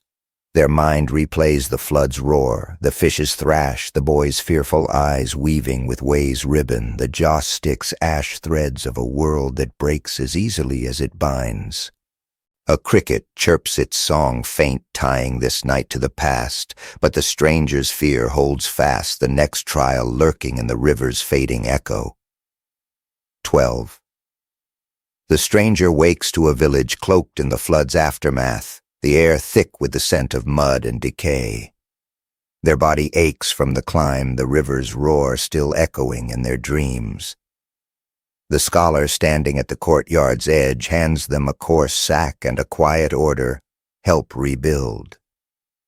Today the stranger will uncover a weaver's forbidden silk trade, a secret that risks imperial wrath and tests their fragile place in this world. In feudal China, survival often hinges on silence, and the stranger is about to learn the danger of knowing too much. The village square is a scene of weary labor. Men haul timber, women salvage sodden cloth, children gather scattered pottery. The stranger, sack slung over their shoulder, joins a group clearing debris near the river bank where the flood scars are raw. Their cloak, still damp, clings to their skin, but the work warms them, each step a tether to this battered community. They notice an odd detail, a single silk thread, vibrant blue, caught on a broken reed, glinting against the muddy ruin. Is it a remnant of the flood or something more? The scholar, overseeing the effort, offers no hint, his eyes scanning the workers like a hawk. A historical echo resounds in 1279. The Song dynasty's silk trade, a cornerstone of wealth, fell under Mongol control, with strict laws banning private dealings to enrich the Khan's coffers. Historians still debate whether these restrictions sparked rebellion or merely desperation among artisans. The stranger, unaware of this, follows a wiry woman, her hands stained indigo, a familiar face from the magistrate's hall, to a half-collapsed hut. She introduces herself as May, her voice low but kind. "Carry these," she says, pointing to sodden bolts of cloth. The stranger complies, their sack filling, but the blue silk thread lingers in their mind. Inside the hut, May works swiftly, sorting cloth with practiced hands. The stranger, stacking bolts, notices a hidden panel in the wall, its edge barely visible. A faint rustle betrays it, and May freezes, her eyes locking with theirs. "Say nothing," she whispers, her tone a blade. The stranger nods, their pulse quickening, recalling the scholar's warning. Trust no one. They glimpse a bundle behind the panel, silk finer than any in the hut, its sheen forbidden in its richness. The stranger's modern curiosity wars with fear, but they turn away, pretending ignorance, the lesson of the shrine's joss stick sharp. Some truths are too heavy to hold. May's secret is a spark in a tinderbox. In feudal China, silk is not just fabric, but power, its trade tightly guarded by imperial decree. The stranger, hauling cloth to the square, feels the weight of May's glance, her trust a fragile thread. They recall the Mongol raid, the bandits' swords, and wonder if her trade fuels such dangers or defies them. The scholar joins them, his robe pristine despite the mud, and points to a cart for the cloth. "Careful," he says, his voice low, as if sensing the stranger's unease. They nod the silk's blue thread, a secret burning in their chest. At midday, a shout breaks the labor's rhythm. A Mongol inspector, his vest adorned with a silver clasp, rides into the square, his eyes sweeping the workers. The stranger's heart lurches the hidden silk, a silent accusation. May nearby stiffens, her hands buried in a pile of rough linen. The inspector dismounts, barking orders to check the village's output, his whip coiled at his belt. The stranger stacking cloth recalls the tax collector's dagger, the flood's fish, and keeps their head down, driven by the scholar's lessons, act but unseen. The inspector's gaze lands on May's hut, and he strides toward it, his boots crunching debris. The stranger's breath catches their sack heavy with innocent cloth, but their eyes dart to May, who kneels sorting linen with forced calm. The scholar steps forward, his voice smooth. The flood took much, but we offer what remains. The inspector grunts unconvinced and enters the hut, his whip tapping his palm. The stranger's mind races the hidden panel's silk, a ticking pulse, the blue threads glint, a beacon of peril. Minutes stretch taut as a loom's warp. The inspector emerges, his face unreadable, a single rough bolt in his hands, no silk. May exhales barely audible, and the stranger's shoulders ease, though the danger lingers. The inspector mounts his horse, barking, next time more, and rides off, dust trailing like a storm's echo. The scholar pulls the stranger aside, his voice a whisper. You saw something. Keep it buried. The stranger nods, their throat tight, the lesson clear. In feudal China, secrets are chains, and knowledge can bind tighter than any rope. Dusk falls, the village's labor slowing its wounds, bandaged but deep. The stranger returns to the courtyard, their sack empty, their body heavy with the day's weight. They sit, a bowl of thin gruel in their hands, its warmth faint against the evening chill. Their mind replays May's hidden silk, the inspector's whip, the blue thread's dangerous gleam weaving with the joss stick's ash, the flood's fish threads of a world where every choice risks ruin. The scholar pauses at the gate, his voice soft but firm. Silence is your shield. Use it. A cricket chirps its song, a faint tether to days past, but the stranger's fear deepens the next trial, a shadow in the mud. 13. The stranger wakes to a village hushed by dawn, the flood's mud hardening into cracked earth. Their body worn from yesterday's labor protests as they rise, May's hidden silk, a secret that burns like a coal in their chest. The scholar, standing at the courtyard's edge, hands them a bamboo rake and a curt nod.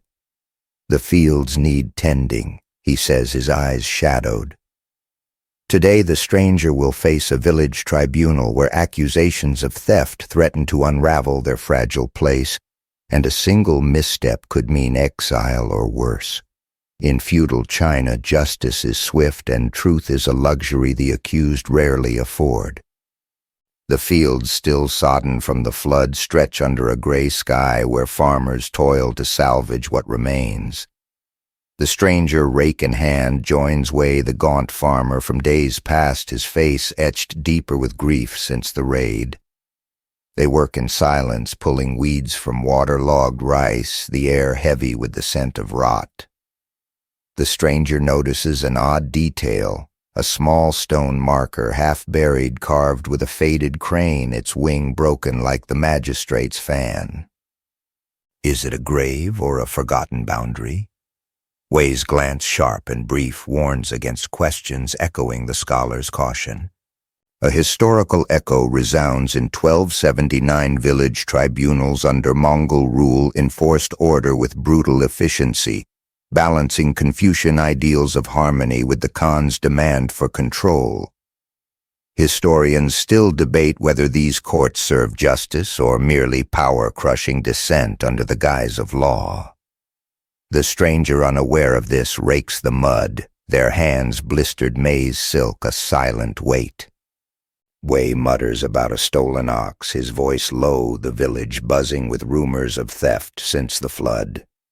The stranger's pulse quickens, recalling the market's thief, the scholar's scroll secrets piling like stones. Midday brings a drum's sharp beat summoning the village to the square. The stranger follows where the rake left behind their cloak streaked with mud. The magistrate stands on his platform, his emerald robes pristine, his fan tapping rhythmically its one-winged crane, a silent judge. A crowd gathers, farmers, merchants, May with her indigo hands, her eyes avoiding the strangers. The scholar stands nearby, his face unreadable as the magistrate's voice cuts through the murmurs. Theft disrupts our harmony, the guilty will answer. A farmer steps forward, his voice trembling, accusing a young man barely older than Liang of stealing grain from the communal store. The accused, his robe tattered, denies it, his eyes wild. The stranger's stomach twists, the tribunal's weight pressing like the flood's waters. They recall the shrine's broken ash, the bandit's snake tattoo, and wonder if truth matters here. The magistrate's gaze sweeps the crowd lingering on the stranger, and their breath catches. Do they suspect May's silk or worse, their own outsider status? The trial unfolds with chilling precision. Witnesses speak their words, conflicting, some driven by fear, others by grudges. The accused pleads, but the magistrate's fan snaps shut, a signal of judgment. Guilty, he declares, and guards seize the young man, dragging him to the whipping post from days before. The stranger flinches, the crack of the whip echoing their own near fate, but a new accusation shifts the air. A merchant, his gold ring glinting, points at the stranger. They're no cousin of the scholars, they know of the silk. The crowd gasps, May's face paling, her hands clenching. The stranger's heart pounds, the blue threads glint, a noose tightening. The scholar steps forward, his voice steady. My cousin is no thief nor a spy. Who claims this? The merchant falters, his accusation thin, but the magistrate's eyes narrow, his fan tapping faster. The stranger, trembling, recalls the scholar's lesson. Silence is your shield, and bows low, mimicking the farmer's deference, their voice barely a whisper. I serve the village, nothing more. The magistrate hesitates, his gaze piercing the crowd's murmurs, a rising tide. May steps forward, her voice soft but firm. The stranger helped me salvage cloth. They took nothing. Her lie is a lifeline, her indigo hand steady, but the stranger feels the cost, her trust, her risk. The magistrate waves a hand dismissing the merchant's claim. Work proves loyalty. Return to the fields. The stranger exhales, their legs weak, the whipping post's shadow lingering as the accused is lashed, his cries sharp against the drum's beat. The scholar leads them back to the fields, his voice low. You escaped, but eyes remain. The stranger nods, their throat tight. May sacrifice a debt they can't repay. They rake the mudway, silent beside them, the crane marker's broken wing, a reminder of fragile order. Their mind replays the merchant's accusation, the magistrate's fan, the silk's hidden sheen, weaving with the flood's fish. The shrine's ash threads of a world where truth is a blade, and innocence a fleeting shield. Dusk falls, the fields quieter, the village's wounds raw but enduring. The stranger returns to the courtyard, their sack empty, their body heavy with the tribunal's weight. They sit, a bowl of millet in their hands, its warmth faint against the evening's chill. The scholar pauses at the gate, his voice soft but firm. Justice spares no one, neither will this world. A cricket chirps its song, a faint tether to days past, but the stranger's fear deepens the next trial, a shadow in the drum's fading echo. 14. The stranger wakes to a village hushed by dawn, the tribunal's echoes still sharp in their mind. Their hands blistered from the rake grip the cloak as they rise, maize silk, a secret that binds them tighter to this world's dangers. The scholar waiting at the courtyard gate hands them a small sickle and a quiet command. Harvest what you can. Today, the stranger will face a festival honoring the harvest god where a ritual dance tests their ability to blend in, and a single misstep could expose their outsider status. In feudal China, celebration masks scrutiny, and the stranger is about to dance on a knife's edge. The fields, though battered by flood, yield sparse rice, and the stranger joins farmers under a sky streaked with clouds. The sickle's weight feels foreign, their cuts clumsy beside ways practiced slashes. The air carries a festive hum, drums pulse faintly, and children weave through the rows carrying garlands of dried millet. The stranger notices an odd detail. A wooden effigy of the harvest god, its face painted with one eye closed, stands at the field's edge, swaying as if alive. Is it a charm for bounty or a judge of effort? Weighs silence heavy with his son's loss, offers no answers. A historical echo resounds in 1279 harvest festivals, rooted in ancient agrarian rites, persisted under Mongol rule, blending Confucian duty with local mysticism to ensure divine favor. Historians still debate whether these rituals strengthened community bonds or distracted from famine's grip. The stranger, unaware of this, follows Wei to the village square, where lanterns glow and tables groan with meager offerings, rice fish, a few bruised peaches. The magistrate, his emerald robes catching the light, oversees the preparations, his fans one winged crane, a silent sentinel. The festival begins with a drum's deep thrum, villagers gathering in a circle as dancers, young men and women in woven masks, prepare for the ritual. The stranger, tasked with carrying a basket of rice to the altar, feels the crowd's eyes, their cloak, no shield against suspicion. The scholar whispers, "Join the dance when called, follow their steps." The stranger's heart lurches, recalling the shrine's clumsy bow, the tribunal's accusations. They set the basket before the effigy, its closed eyes seeming to watch, and step back, the blue silk secret a pulse in their chest. The dance is a whirl of color and rhythm, the masked dancers weaving patterns that mimic planting and reaping, their movements precise as calligraphy. The stranger watches, memorizing steps, but the crowd's chant grows insistent, urging all to join. Wei nudges them forward, his voice low. "Dance or they'll notice." The stranger steps into the circle, their sickle left behind their cloak, flapping awkwardly. They mimic the dancers' sways, their feet stumbling on the packed earth, each misstep a spark in the crowd's gaze. In feudal China, festivals are not mere joy but tests of loyalty, where every gesture signals allegiance to tradition and gods. The stranger's modern awkwardness, untrained in ritual, draws murmurs, a child pointing at their uneven steps. They recall May's indigo hands, her risky lie at the tribunal, and force their body to align, arms sweeping like the dancer's reaping motions. The scholar nods, barely perceptible, but the magistrate's fan taps faster, his eyes narrowing. The stranger's breath catches the effigy's closed eye, a weight heavier than the flood's waters.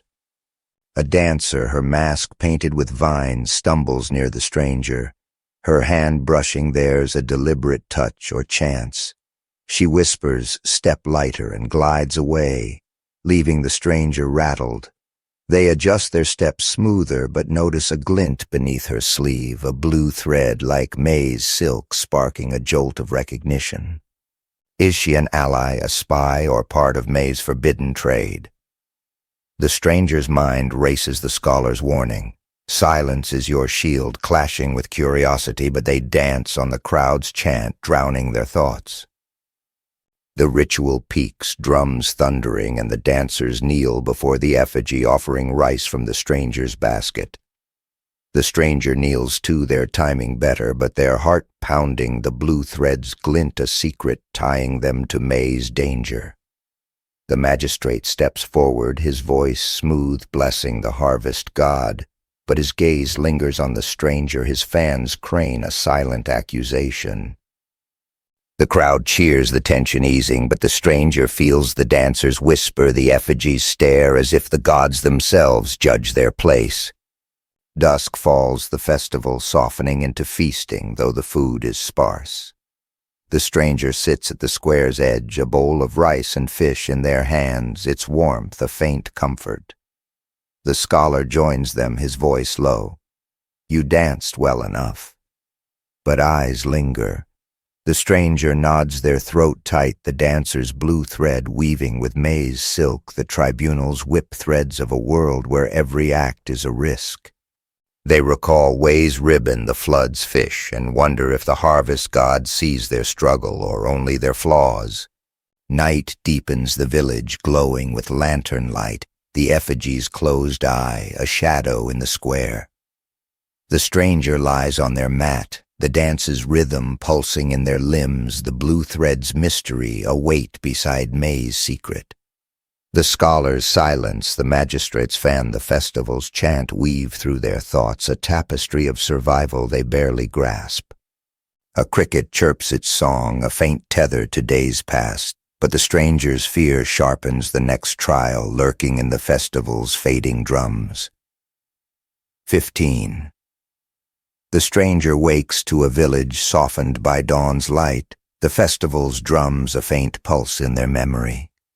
Their limbs ache from the dance, the blue threads glint, a secret entwined with May's silk, binding them deeper into this world's web. The scholar already at the courtyard's edge hands them a coarse broom and a quiet order, clean the square. Today the stranger will stumble into a conspiracy against the magistrate, a whispered rebellion that threatens to consume the village, and their choice to speak or stay silent will shape their fate. In feudal China, loyalty is a tightrope, and the stranger is about to teeter on its edge. The square littered with festival debris, wilted garlands, broken cups. A torn mask bears the weight of last night's revelry. The stranger sweeps their cloak dusted with dawn's dew, the effigy's one-eyed stare now a distant shadow. Villagers move sluggishly, hauling tables, their faces drawn from hunger and flood's toll. The stranger notices an odd detail, a scrap of paper tucked beneath a cracked bowl marked with a crude snake sketch, its coils like the bandit leader's tattoo. Is it a message or mere litter? The scholar overseeing the cleanup meets their gaze, his silence a warning to let it lie. A historical echo resounds. In 1279, Mongol rule sparked covert resistance in Song villages as scholars and farmers plotted against oppressive taxes and raids. Historians still debate whether these rebellions were patriotic sparks or doomed acts of desperation. The stranger, unaware of this, sweeps beside May, her indigo hands deftly gathering shards. She speaks softly, her voice barely audible over the broom's rasp. You danced well. Keep dancing. Her words, laced with meaning, stir the stranger's unease, the blue thread's memory flashing. Does she know of the snake sketch, or worse, suspect their knowledge? The morning's labor is interrupted by a hushed exchange near the square's edge. Wei, his eyes hollow, speaks with a cloaked figure, the gray-cloaked man from the market, his bamboo cane tapping the ground. The stranger, sweeping closer, catches fragments. The magistrate, too loyal to the Khan. Tonight, their heart lurches, the snake sketch's coils tightening in their mind. They recall the tribunal's whip, the scholar's scroll, and wonder if this is the rebellion's spark with Mei Wei, and the dancer woven into its threads. The scholar's warning. Silence is your shield clashes with the urge to act, but they sweep on eyes down the broom, their anchor. At midday the square clears, but tension hums like a drawn bowstring. The stranger, tasked with hauling debris to the riverbank, passes the Confucian statue, its tilted base a reminder of the flood's scars. They glimpse May slipping into an alley, the gray-cloaked man following his cane's tap, a faint echo. The snake sketch burns in their pocket, retrieved in a moment of reckless curiosity, its crude lines a dangerous weight. The stranger's modern instincts, seeking truth, exposing plot's war with the scholar's lessons in feudal China knowledge, is a blade that cuts its wielder first. The conspiracy's shadow looms as dusk nears. The stranger returns to the square where lanterns flicker, signaling a village meeting called by the magistrate. His platform looms, his emerald robe stark against the fading light, his fans one-winged crane tapping a steady rhythm. The crowd gathers Wei Mei the dancer with her vine mask now gone, her eyes sharp. The magistrate's voice is smooth, almost gentle. Unity preserves us. Betrayal destroys. His gaze sweeps the crowd lingering on the stranger, and their breath catches the snake sketch a pulse in their cloak. Wei steps forward, his voice steady but strained. The Khan's taxes starve us. We seek only fairness. The crowd murmurs, some nodding, others shrinking back. The stranger's heart pounds the gray-cloaked man's words tonight, ringing in their ears. They recall the bandit ambush the flood's fish and wonder if Wei's defiance will ignite rebellion or doom them all. The scholar beside the stranger grips their arm, his whisper fierce. Say nothing. Choose now. The stranger hesitates, the sketches wait a choice, reveal it, and risk May's trust or stay silent and let the conspiracy unfold. The magistrate's fan snaps shut, his voice cold. Fairness is the Khan's will. Who disputes it? Silence falls heavy as floodwater, but the dancer steps forward, her voice clear. We honor the village, not the Khan. Gasps ripple, and the magistrate's eyes narrow, his or her guards tensing. The stranger's hand brushes the sketch, their mind racing. May's silk Wei's grief, the dancer's threads of a rebellion they barely grasp. They recall the tribunal's mercy, May's lie, and choose silence, slipping the sketch deeper into their cloak, their breath shallow. The meeting fractures, guards seizing the dancer, her defiance unbroken as they drag her away. Wei retreats, his face ashen, May's indigo hands clenched. The magistrate dismisses the crowd, his fans crane, a silent vow of retribution. The scholar leads the stranger back to the courtyard, his voice low. You chose wisely, for now. The stranger nods, their throat tight, the sketch's secret a chain binding them to the rebellion's edge. The lesson is clear. In feudal China, loyalty is a gamble, and silence buys time, not safety. Night falls, the village tense, its lanterns dimmed by fear. The stranger sits in the courtyard, a bowl of cold gruel in their hands, its taste like ash. Their mind replays the snake sketch, the dancer's defiance, the magistrate's fan weaving with May's silk, the effigy's eye threads of a world where every choice is a step toward ruin. A cricket chirps its song, a faint tether to days past, but the stranger's fear sharpens the rebellion's shadow looming in the night's uneasy quiet. 1717. The stranger wakes to a village shrouded in mourning, the rebellion's ashes bitter in the air. Their hands, bruised from the night's chaos, tremble as they don the cloak, the snake sketch still hidden a secret that brands them as much as it protects. The scholar standing at the courtyard's edge hands them a wooden bucket and a terse order, fetch water.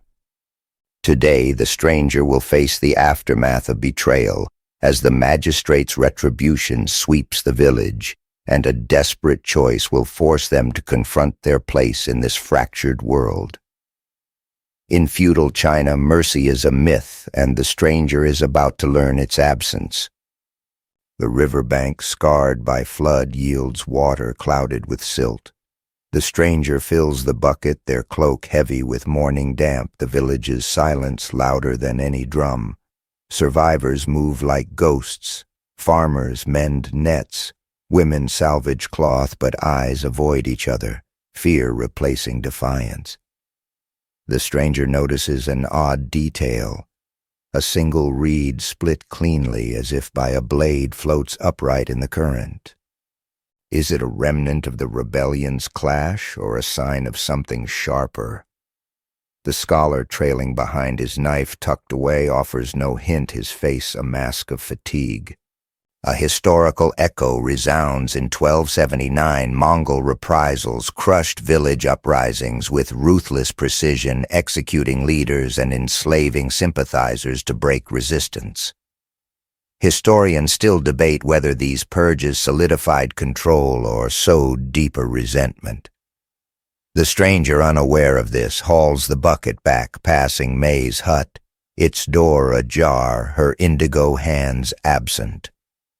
Their chest tightens, recalling her staff in the granary fight her nod of gratitude. The snake sketch burns in their cloak, tying them to her fate and the scholar's warning. Silence endures, weighs heavier with each step. Midday brings a horn's blare, summoning the village to the square. The stranger sets the bucket down, joining a crowd that gathers like scattered leaves. The magistrate stands on his platform, his emerald robe stark against the blood-stained earth, his fans one-winged crane, tapping a slow, deliberate rhythm. Guards flank him, their spears glinting, and a line of bound prisoners kneels among them, the dancer, her face bruised but unbowed, and a farmer not way, his eyes vacant.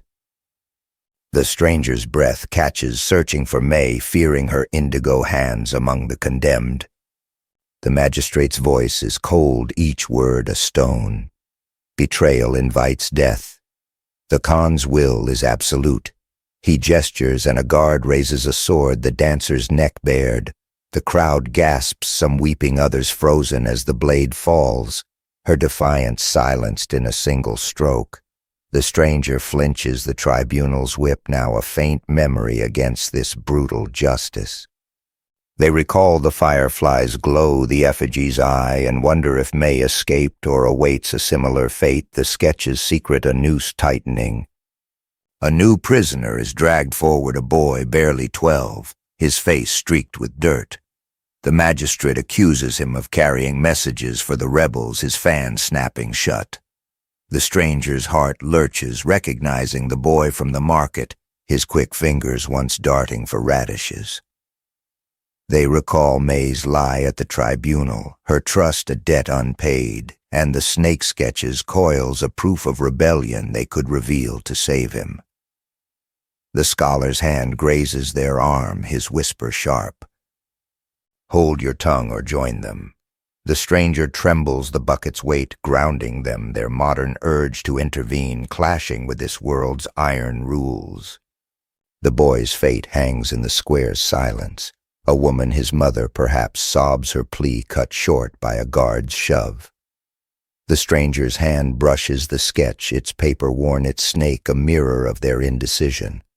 They recall Wei's bloodied form, the dancer's courage, and May's staff, each a call to act.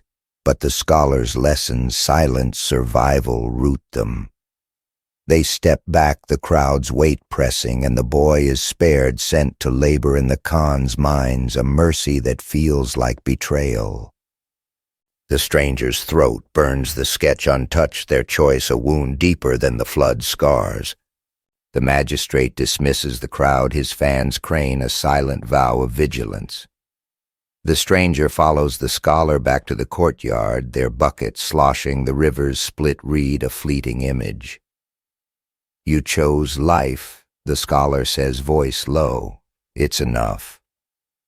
But the stranger feels no relief, May's absence, a gnawing fear, the boy's spared life a debt they carry. They pass the Confucian statue, its tilt a reminder of broken order, and wonder if the rebellion's embers still smolder, or if the magistrate's sword has snuffed them for good. Dusk falls, the village quieter, its lanterns few and dim. The stranger sits in the courtyard, a bowl of millet in their hands, its taste like dust. Their mind replays the dancer's fall, the boy's trembling form, the reed's clean split weaving with May's silk. The snake sketches coils threads of a world where every choice cuts and mercy is a ghost. The scholar pauses at the gate, his voice soft but firm. The village breathes, but not for long. Prepare. A cricket chirps its song, a faint tether to days past, but the stranger's fear deepens the magistrate's retribution, a shadow that stretches into the night. 18. The stranger wakes to a village gripped by dawn's chill, the magistrate's retribution, a heavy fog over the courtyard. Their hands still raw clutch the cloak, the snake sketch still hidden, a secret that brands them as much as it protects. The scholar leaning against the gate hands them a coarse sack and a curt command, gather firewood.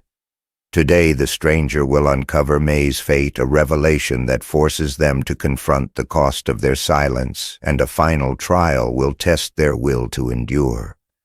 In feudal China, truth is a blade, and the stranger is about to feel its edge.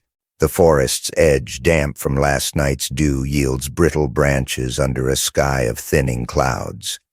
The stranger fills the sack, their cloak snagging on thorns. The village is quiet, a stark contrast to the rebellion's screams.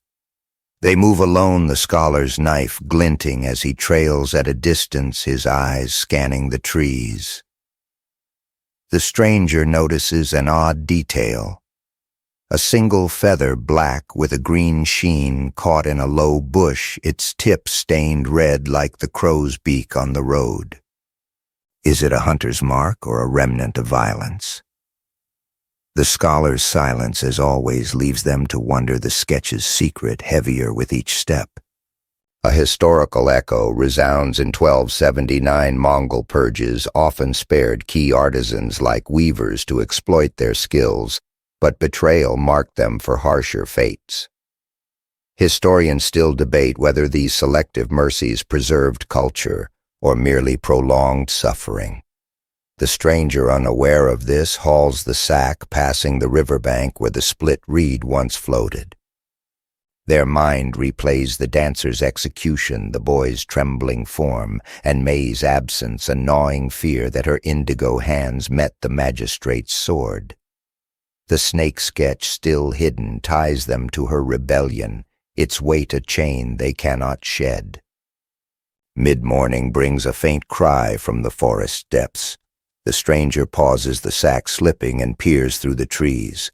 A figure stumbles, a woman, her robe torn, her hands stained indigo. May. The stranger drops the sack, their heart lurching, and approaches, thorns tearing at their cloak. May's face is gaunt, her eyes wild but alive, a bruise blooming on her cheek. "You," she whispers, voice hoarse. "You kept silent." The stranger nods, guilt and relief warring the sketch's coils, tightening in their mind. May grips their arm, her indigo fingers cold. "They hunt me. Say nothing." Before they can respond, hoofbeats thunder, nearby Mongol riders, their armor clinking, searching the forest. The scholar appears, his knife drawn, his voice a hiss. "Hide her or we all fall." The stranger pulls May behind a fallen log, their cloak shielding her, the feather's red tip flashing in their vision. The riders pass, their shouts fading, but May's ragged breath fills the silence. She murmurs of the rebellion's collapse. Weighs death, the gray-cloaked man's betrayal to the magistrate. The stranger's throat tightens, recalling the firefly's glow, the granary's chaos, and their own flight, a choice that spared them but doomed others. May's survival is a fragile thread, her silk trade now a death sentence. The stranger, torn between loyalty and fear, recalls the tribunal's mercy, the dancer's courage, and the scholar's warning. Silence endures.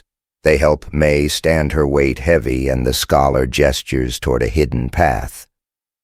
"The village is no refuge," he says, voice low.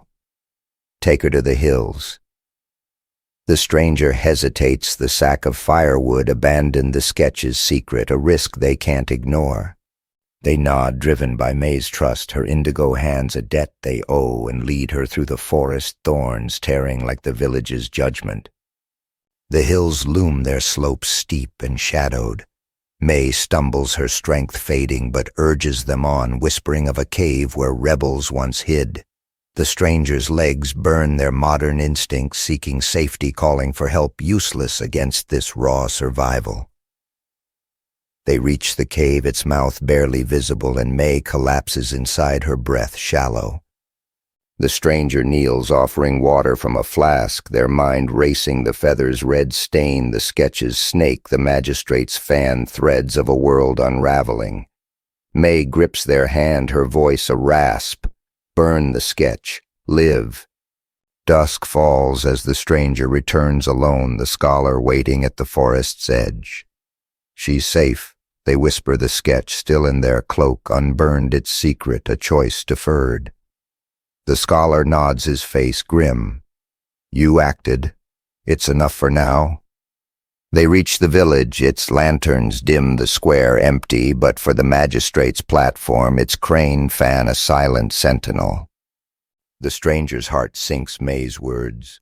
Live a command they barely trust, the rebellion's cost etched in every scarred wall. Night settles the courtyard, quiet, the firewood sack lighter than it should be.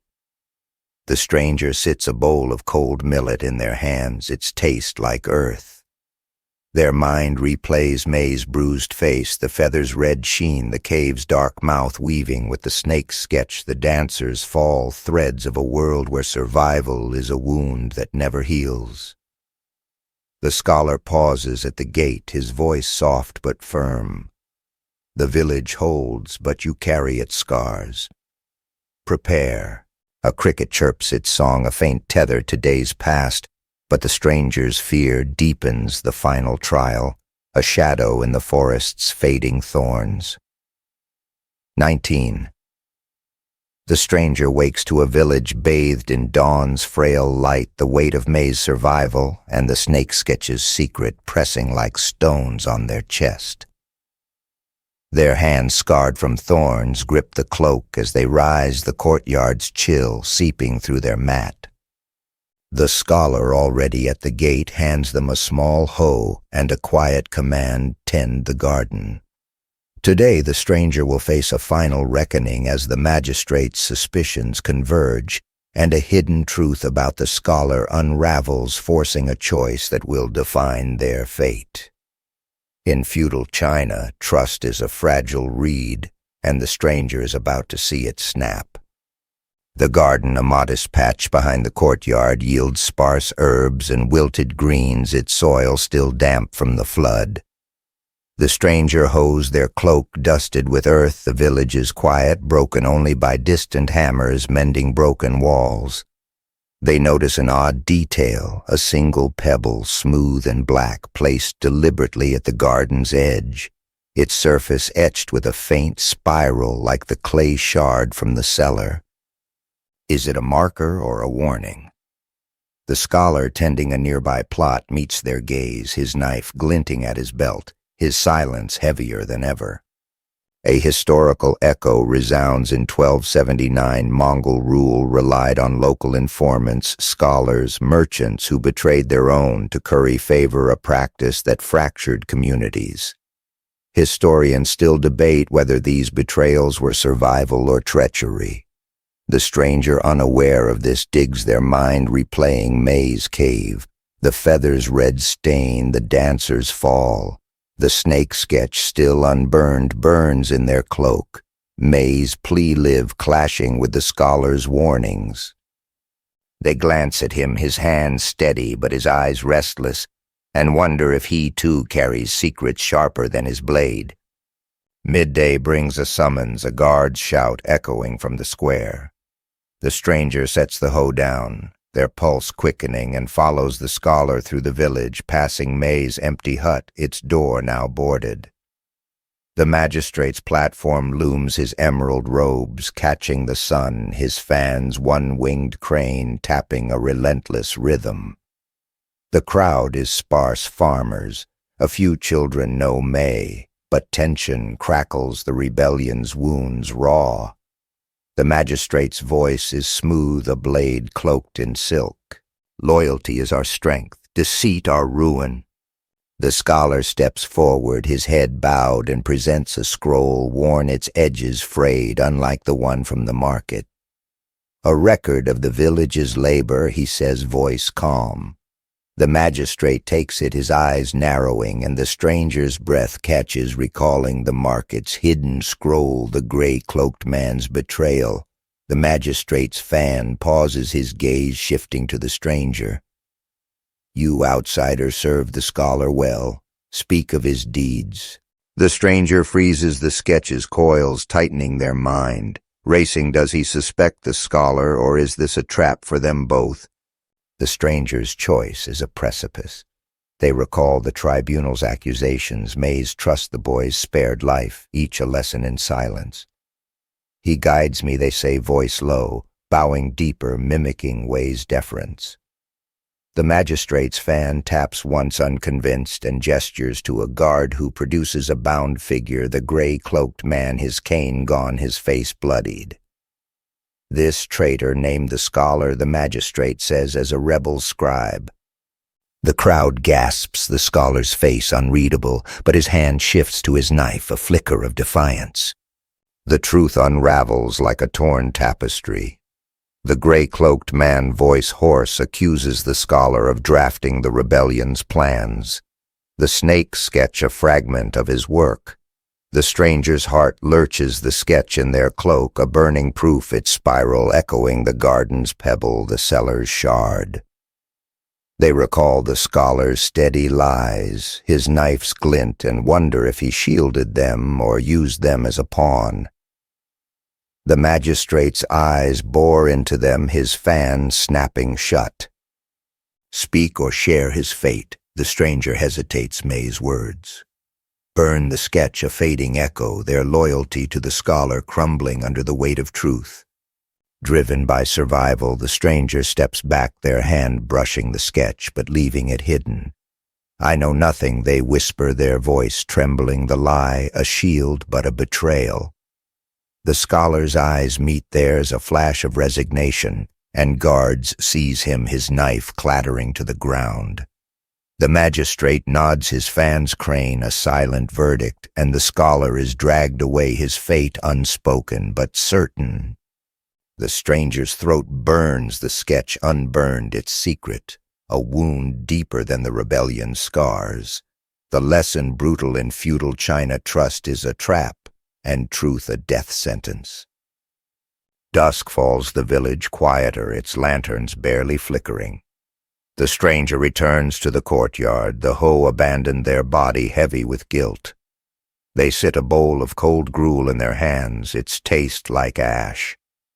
Their mind replays the scholar's fall, the pebbles spiral, the magistrate's fan weaving with maize silk, the dancer's blood threads of a world where every choice is a cut and survival a hollow prize. They pull the sketch from their cloak, its snakes staring back, and hold it to the fire, watching it curl into ash. May's plea honored too late. A cricket chirps its song, a faint tether to days past, but the stranger's fear holds the village's shadows a mirror of their own. 20. The stranger wakes to a village cloaked in dawn's gray veil, the scholar's betrayal, and the snake sketch's ashes a heavy weight on their soul. Their hands, worn from the hoe, tremble as they don the cloak, its folds lighter without the sketch, but heavier with guilt. The courtyard is empty, the scholar's absence a void where guidance once stood. Today the stranger will face their final trial, a Mongol patrol's demand for tribute, and a choice to flee or stand with the village will seal their place in this unforgiving world. In feudal China, survival is a fleeting shadow, and the stranger is about to chase its edge. The village stirs its rhythm, broken by fear, the magistrate's platform now a silent sentinel in the square. The stranger, lacking the scholar's orders, joins farmers at the riverbank, hauling nets to salvage fish from the flood's leavings. Their cloak, patched and faded, blends with the villagers' drab robes, but their outsider status lingers like a scent. They notice an odd detail, a single fish hook, its barb twisted into a spiral caught in the net's weave, echoing the garden's pebble and the cellar's shard. Is it a fisherman's craft or a rebel's forgotten mark? No one answers the scholar's silence, now their own. A historical echo resounds in 1279. Mongol patrols roamed Song territories, extracting tribute grain silk lives to feed the Khan's empire, leaving villages to starve or resist in vain. Historians still debate whether compliance prolonged survival or merely delayed ruin. The stranger, unaware of this, pulls the net, their hands raw, their mind replaying the scholar's fall. Maze cave the dancer's blood.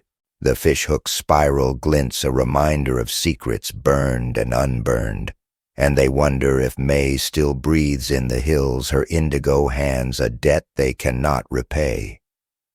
Midday brings hoofbeats, a Mongol patrol, 6 riders, their armor clinking, their banners red as the crow's beak thundering into the square. The stranger nets abandoned, joins the crowd, their pulse quickening. The magistrate, his emerald robes pristine, bows low, his fan's one-winged crane tucked away, a rare sign of submission. The patrol leader, his face scarred, demands tribute, half the village's grain, 10 laborers, and any hidden silk. The stranger's breath catches May's forbidden trade. A ghost in the air, the fishhook spiral, a pulse in their memory. The villagers murmur, fear and anger warring, but none dare speak. The magistrate gestures to the granary, its stores already thin, and names laborers, old men, young boys, no May, no way. The stranger, unnoticed in the crowd, recalls the rebellion's cost, the boys spared life, and feels the weight of their silence. The patrol leader's eyes sweep the square, lingering on the stranger, his voice a growl. You outsider, step forward. The crowd parts their gazes sharp, and the stranger's heart lurches, the scholar's absence, a chasm they cannot cross. The choice is a crucible. The stranger could flee, slip into the forest where May hides their cloak, a shield in the hills. Or they could stand, claim their place, risk becoming tribute to save another. They recall the tribunal's mercy, the dancer's courage, May's plea, live and step forward, bowing low, their voice steady despite the fear. I serve the village, they say, echoing their tribunal lie, hoping to deflect scrutiny. The magistrate nods, his eyes unreadable, but the patrol leader laughs, his hand on his sword. Prove it. Join the laborers. The square holds its breath, the fishhook spiral, a faint image in the stranger's mind. They glance at the crowd, seeing a boy, the market thief, his eyes wide-named among the laborers. Driven by May's trust, the stranger kneels, their voice low. Take me instead. He's too young. The patrol leader pauses, his scar twitching, and the magistrate's fan reappears, tapping slowly. The crowd exhales, the boy stepping back, his mother's sob breaking the silence. The stranger's choice, a spark of defiance, buys one life but chains them to the Khan's will. The patrol accepts the stranger, bound with the laborers, their cloaks stripped, their body exposed to the wind. The magistrate dismisses the crowd, his fans crane, a silent judge, and the patrol prepares to march. The stranger's mind races, the fishhook spiral maze, silk, the scholar's knife threads of a world they've woven into each choice, a knot they cannot untie. They glance at the village, its walls scarred but standing, and wonder if their sacrifice will ripple like the flood or vanish like the sketch's ashes. Dusk falls as the patrol moves out the village, fading behind the hills. The stranger marches, ropes biting their wrists, the laborers silent beside them. Their body aches, but their choice to stand to save burns brighter than fear. They recall the cricket's chirp weighs ribbon, the effigy's eye, each a tether to a world that shaped them, scarred them, spared them. The road stretches, the Mongol banners red against the sky, and the stranger walks their fate uncertain, but their place earned a survivor in a land that devours the weak. 21. The stranger marches under a dusk sky, the Mongol patrol's banners snapping like flames above the dusty road. Their wrists burn from ropes, their cloak on the fishhooks spiral a fading memory against the weight of their choice. The village is a distant smudge, its scars and secrets maize silk. The scholars fall, the dancers' blood woven into the stranger's bones. Today they will face the patrol's camp where a brutal test of loyalty awaits, and a final act will determine if they remain a captive or claim a fragile freedom. In feudal China, survival is a blade's edge and the stranger is about to balance on its tip. The camp sprawled in a valley's shadow hums with the clink of armor and the stench of horse sweat. Tents of felt and leather cluster around a central fire where the patrol leader, his scar livid in the flickering light, barks orders. The stranger, bound with 9 other laborers, gaunt men, a trembling boy, stumbles into the dirt, their body aching from the march. They notice an odd detail, a single bronze coin half buried near a tent, its edge etched with a coiled snake like the sketch they burned. Is it a soldier's trinket or a rebel's lingering mark? No one speaks, the camp's din swallowing thought. A historical echo resounds in 1279 Mongol camps where melting pots of conscripted labor farmers, artisans, captives, forced to serve the Khan's endless wars. Historians still debate whether loyalty to the empire was coerced or cultivated among the enslaved. The stranger, unaware of this, kneels with the laborers, their hands numb their mind, replaying the village square, the boy they saved May's cave. The fishhooks spiral, the pebbles mark weave with the coin snake threads of a world they cannot escape, their choice to stand now a chain they wear. The patrol leader strides forward, his sword glinting, and singles out the stranger. Outsider, he growls, prove your worth or feed the dogs. He gestures to a pile of spears, their tips dull, and orders them sharpened by dawn. The stranger's heart lurches, their hands untrained for such work, but refusal means death. They recall the scholar's knife, its glint a lesson in action, and nod, dragging the spears to a grindstone. The other laborers assigned to dig trenches cast wary glances, their silence a mirror of the village's fear. The night deepens, the grindstones rasp, blending with the camp's clamor, shouts, hooves, a distant whip's crack. The stranger works their hands, bleeding, the spear's edges slowly sharpening. They overhear 2 soldiers muttering about a rebel ambush planned nearby, their voices low but clear, snakes in the hills. The stranger's pulse quickens, the bronze coin snake flashing in their mind. May's indigo hands a faint hope in the hills. They recall the rebellion's failure, the dancers fall, and wonder if this ambush could free them or doom them deeper. A test looms at midnight. The patrol leader returns, his scar twitching, and inspects the spears, his eyes narrow. He grabs one, its edge gleaming, and thrusts it at the stranger, stopping an inch from their throat. Loyalty, he says, is proven in blood. He points to the trembling boy tasked with carrying water and orders the stranger to strike him as proof of obedience. The camp falls silent, the laborers frozen, the boy's eyes wide, echoing the market thief's fear. The stranger's breath catches the spear heavy, their choice a noose obey and lose their soul or defy and die. They recall May's plea, live the scholar's warnings, the village's scars, each a lesson in survival's cost. The stranger lowers the spear, their voice steady despite the terror. He's no threat. Test me another way. The patrol leader laughs a harsh bark, but his eyes flicker with something respect or amusement. He gestures to a tethered horse, wild-eyed, its flank scarred. Break it by dawn, or you both die. The stranger exhales, the boys spared their choice, a gamble that buys time, the coin snake a pulse in their memory. The horse, a beast of muscle and fear, rears as the stranger approaches, their hands shaking, untrained for such a task.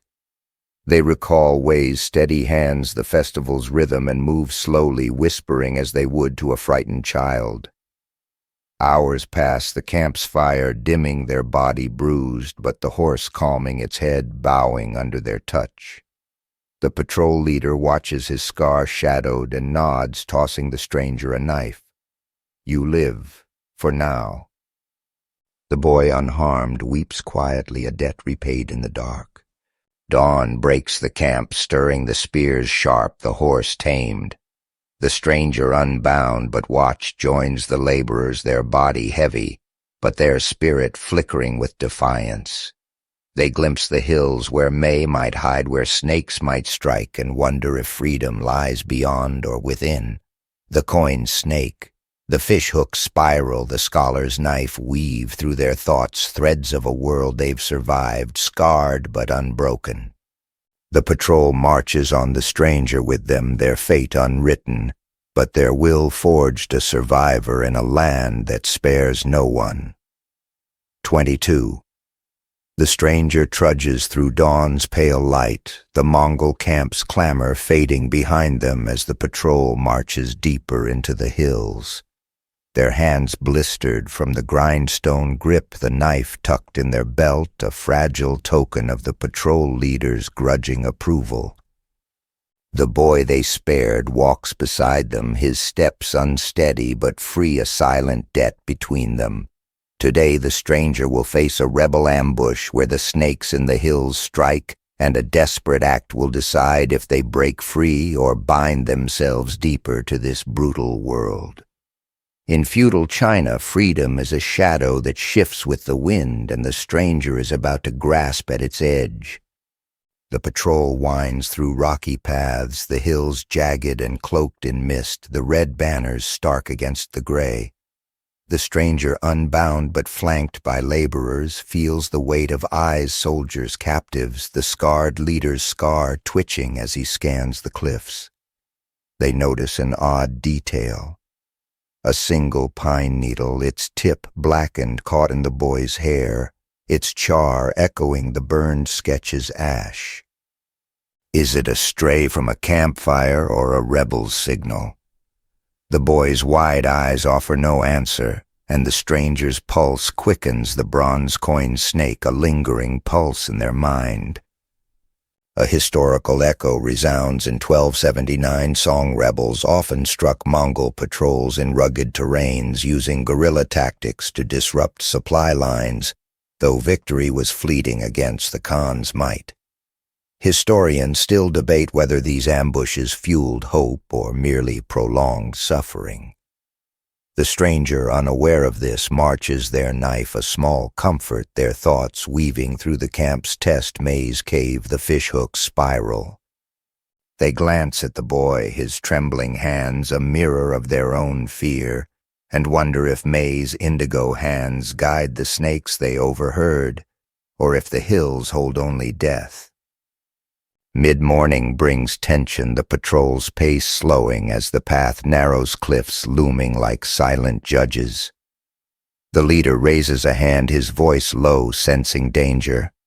The stranger's heart lurches, the pine needle's char a faint warning, the coin snake coiling in their memory. A whistle pierces the air, sharp and sudden, and arrows rain from the cliffs, rebels their faces masked, striking with deadly precision. The patrol scatters, soldiers drawing swords, laborers diving for cover.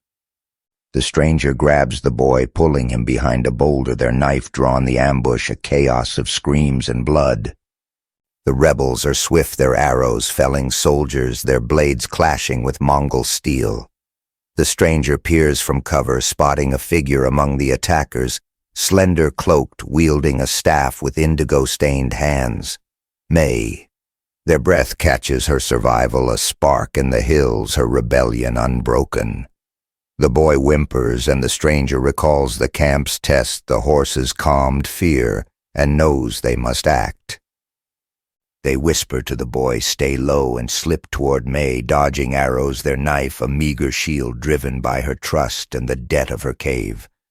The fight is a whirlwind, the patrol leader's sword carving through rebels, his scar vivid in the mist. The stranger reaches May, her eyes fierce but weary, her staff bloodied. "You!" she gasps, parrying a soldier's strike. "Help or flee." The stranger hesitates, the knife heavy, the boy's safety a tether to the boulder. They recall the scholar's fall, the dancer's blood, and choose lunging at a soldier, their knife grazing his arm enough to let May retreat. She nods a flicker of gratitude and signals her rebels to pull back the ambush, fading into the cliffs like smoke. The patrol regroups, bloodied but intact, the leaders roar, rallying survivors. The stranger returns to the boy, their hands shaking, the knife now stained. The leader's eyes lock on them, his scar twitching, but he grunts, "You fought. Stay alive." The stranger nods, their throat tight. May's retreat a fragile hope, the pine needles char a sign they cannot read. The boy clings to them, his fear easing, and the stranger feels the weight of their choice to fight, to save, binding them to this world's brutal rhythm. Dusk falls as the patrol limps to a new camp, the hills quiet but watchful. The stranger sits by a fire, the boy asleep nearby, their knife cleaned but heavy in their belt. Their mind replays May's staff, the arrow's whistle, the coin snake weaving with the fishhook's spiral, the scholar's knife threads of a world where every act is a risk and freedom, a fleeting glimpse. The leader passes, his scar shadowed, and tosses them a scrap of bread, a grudging nod. The stranger eats its taste like dust, their survival a spark in the dark, but the hills' snakes whisper of trials yet to come.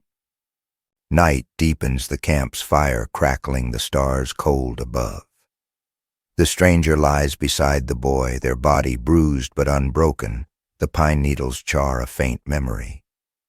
They think of May, her indigo hands carving a path through the hills, and wonder if freedom lies with her or in the patrol's chains. A cricket chirps its song, a faint tether to the village, but the stranger's fear holds the ambush's echo, a shadow of the battles ahead, their place in this land forged in blood and defiance. 23. The stranger wakes to a camp shrouded in dawn's mist, the hills' jagged silhouettes a reminder of yesterday's ambush. Their hands, scarred from the knife's grip, ache as they rise, the boy still asleep, his breathing a faint anchor in the chaos. The patrol leader's grunt stirs them, his scar stark in the pale light, and he tosses the stranger a frayed rope. "Tie the gear," he barks. Today the stranger will face a traitor's whisper, a chance to join May's rebels, and a choice to betray or remain will carve their path in this merciless world. In feudal China, every bond is a risk, and the stranger is about to weigh its cost. The camp bustles, soldiers sharpening blades, laborers hauling sacks under watchful eyes. The stranger ties ropes around crates of grain, their knife tucked close, the pine needles char a fading echo in their mind. The hills loom silent but alive with the promise of May's snakes. They notice an odd detail, a single cloth strip stained with indigo caught on a crate splinter, its hue a twin to May's hands. Is it a rebel's careless mark or a deliberate sign?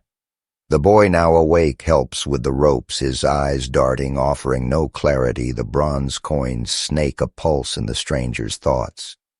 A historical echo resounds in 1279. Mongol patrols often absorbed defectors, captives who betrayed their own for survival, creating webs of distrust that rebels exploited.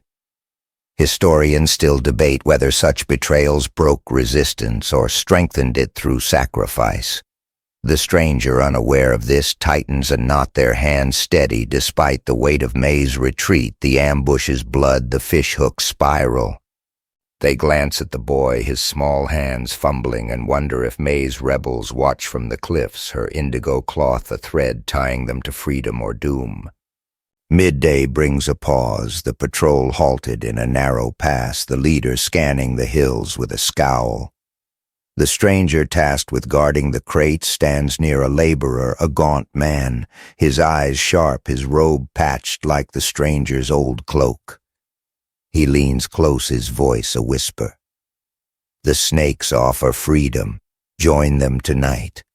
The stranger's heart lurches, the indigo cloth stain, flashing May's staff a vivid memory. They recall the scholar's fall, the patrol leader's test, and hesitate, the knife's weight, a reminder of their fragile place, the boy's safety, a chain they cannot break. The whisper is a spark in a tinderbox. The stranger glances at the boy, now carrying water, his steps careful under a soldier's gaze. The laborer's eyes bore into them, his whisper urgent. Meet at the lone pine at midnight. Bring the boy. The stranger nods, a reflex born of fear, but their mind races the coin's snake, the dancer's blood, May's plea to live. They recall the village's tribunal, the scholar's warning, silence endures, and wonder if this traitor speaks for May or for the Mongols, a trap to test their loyalty. The pass's silence presses the indigo cloth, a question they cannot answer. As dusk falls, the patrol sets camp tents, rising in a clearing ringed by cliffs. The stranger ties the last crate, their hands trembling, the laborers whisper, a weight heavier than the ropes. The boy sits nearby, his eyes wide, sensing their unease. The stranger kneels, whispering, "Stay close tonight," their voice steady but their heart torn. They recall the ambush's chaos, May's nod, and the patrol leader's grudging bread, each a thread in a tapestry of survival. The lone pine looms beyond the camp, its shadow a beacon for the snakes, the cloth's indigo a call they cannot ignore. Midnight creeps in the camp, quiet but for snoring, and the fires crackle. The stranger, knife in hand, slips from the laborer's tent, the boy trailing his steps soft. The lone pine stands stark against the stars, its branches heavy with mist.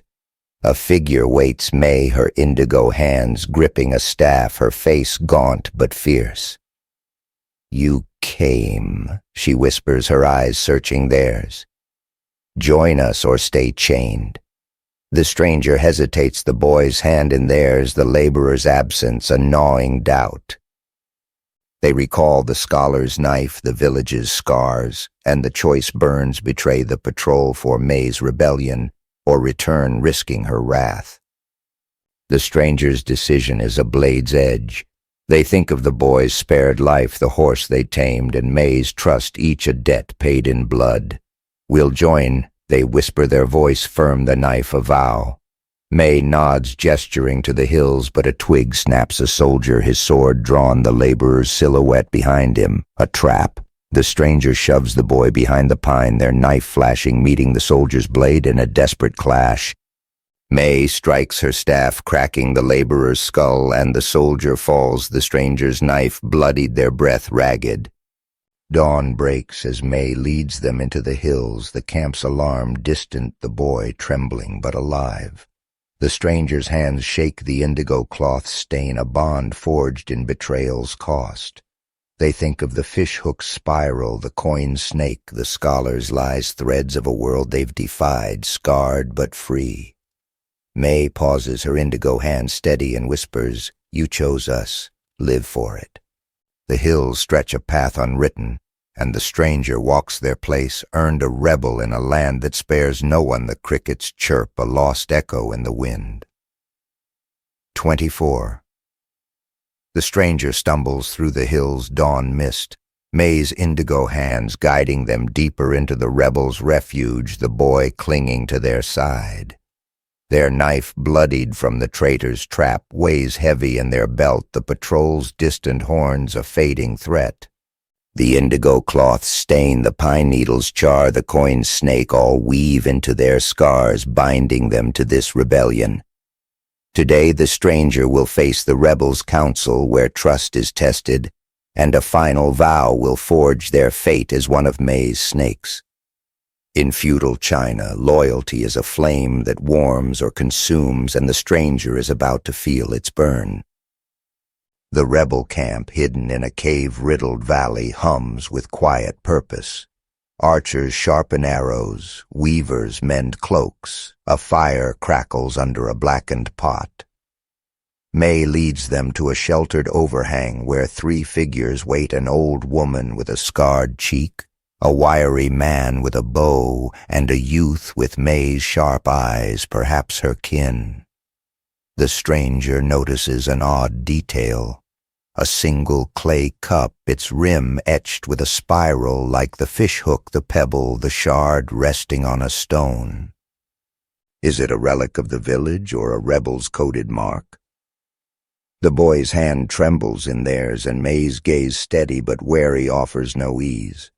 A historical echo resounds in 1279. Song rebel groups, often led by displaced artisans and farmers, formed tight-knit councils to vet newcomers, their survival hinging on trust amid Mongol spies. Historians still debate whether these groups fostered unity or paranoia. The stranger, unaware of this, stands before the council, their hands raw, their mind replaying the ambush's chaos. The scholars fall, the boy's spared life. The clay cup's spiral glints a thread tying them to the village's secrets, and they wonder if May's trust will hold under the council's scrutiny. The old woman speaks first, her voice like gravel. You fought for May, spared the boy. Why? The stranger's throat tightens, the knife's weight, a reminder of their choice at the lone pine. They recall the village tribunal, the dancer's blood. May's plea live and speak, their voice low but firm. I owe her. She trusted me.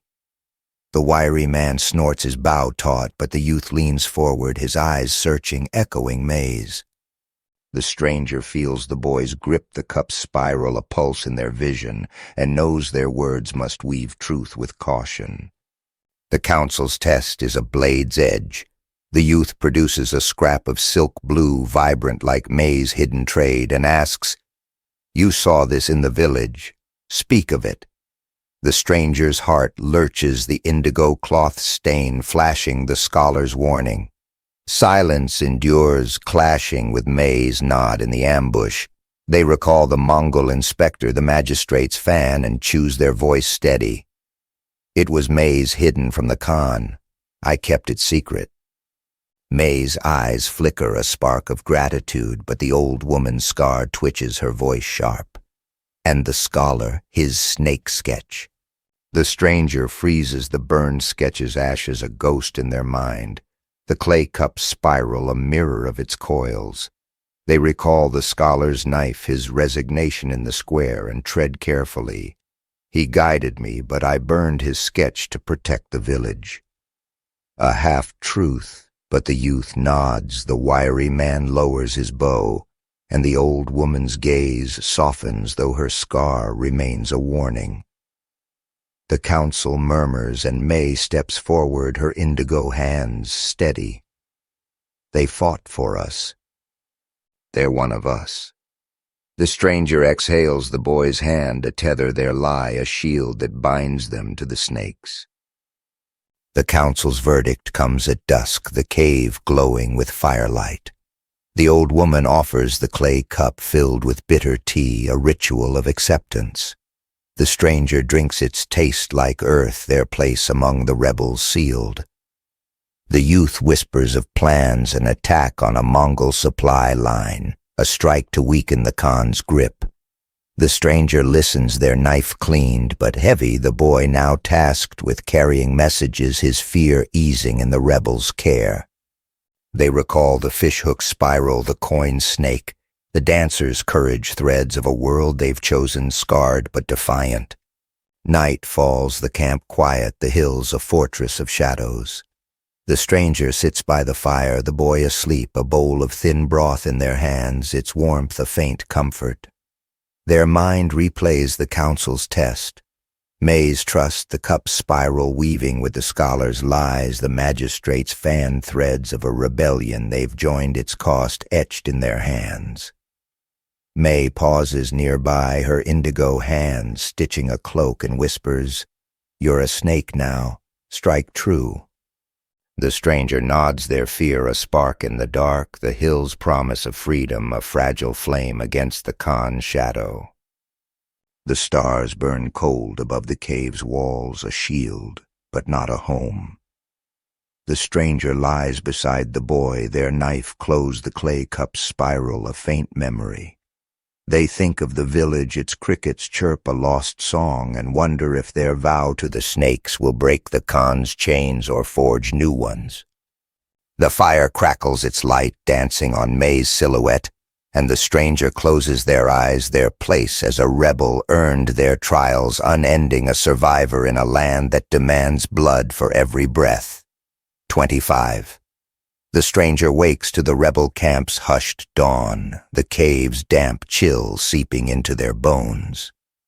Their hands calloused from the knife clutch, the patched cloak May's rebels gave them. The clay cup spiral, a faint memory binding them to the snakes. The boy, now a messenger, sleeps nearby, his small form a reminder of their shared escape. Today the stranger will face their first mission, a strike on a Mongol supply line where their nerve will be tested, and a single misstep could unravel their fragile place among the rebels. In feudal China, rebellion is a dance with death, and the stranger is about to take the first step. The camp stirs rebels moving with quiet precision. Archers string bows, scouts sharpen knives, May's indigo hands tying bundles of arrows.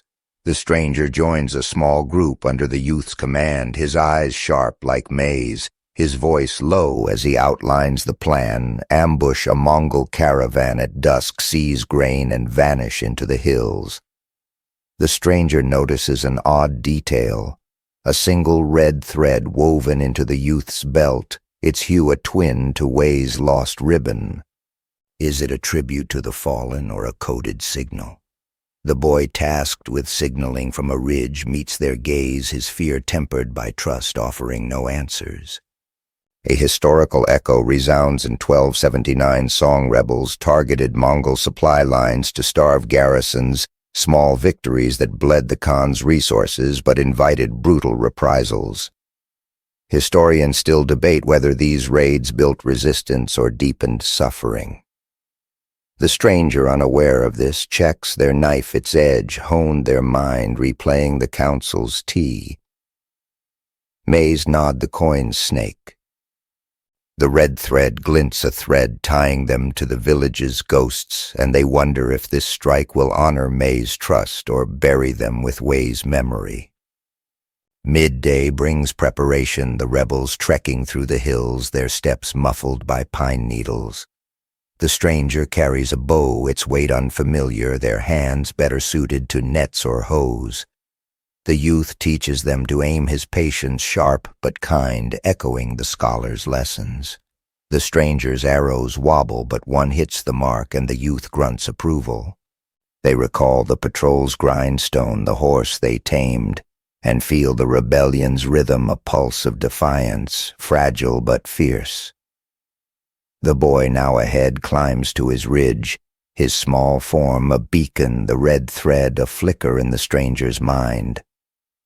As dusk nears, the rebels crouch in a gully, the caravan's dust cloud rising on the horizon. The stranger's heart pounds the bough slick in their hands, May's silhouette steady beside them, her staff ready. The caravan ox carts laden with grain, guarded by a dozen Mongol soldiers, rumbles closer, their armor glinting in the fading light. The stranger notices the lead soldier's shield, its edge etched with a coiled snake like the bronze coin, the burned sketch.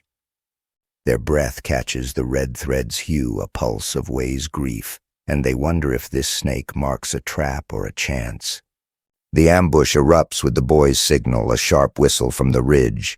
Arrows fly, felling two soldiers, and the rebels charge May's staff, cracking a guard's helm. The stranger looses an arrow, missing, but drawing a soldier's eye, their knife drawn as he charges. They dodge their blade, grazing his arm, a clumsy strike, but enough to let May finish him. The caravan scatters, oxen bellowing, grain sacks spilling.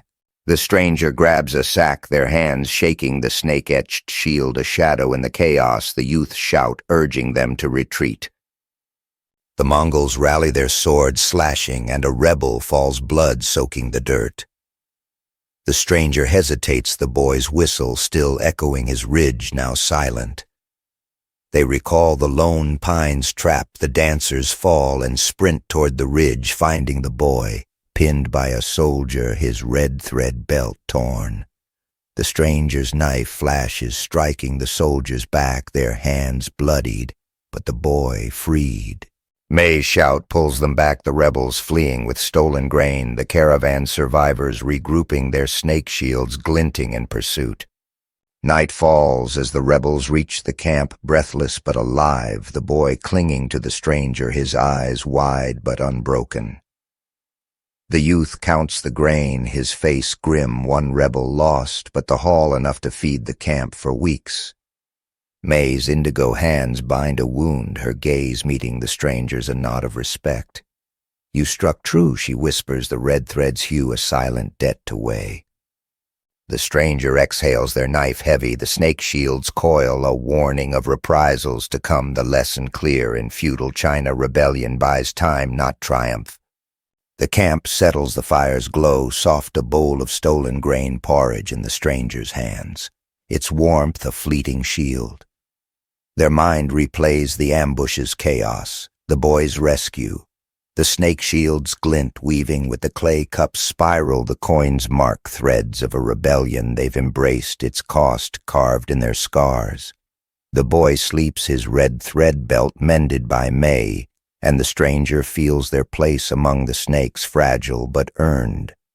A cricket chirps its song, a faint echo of the village, but the stranger's fear holds the Mongol's snake, a shadow of battles yet to fight. 26.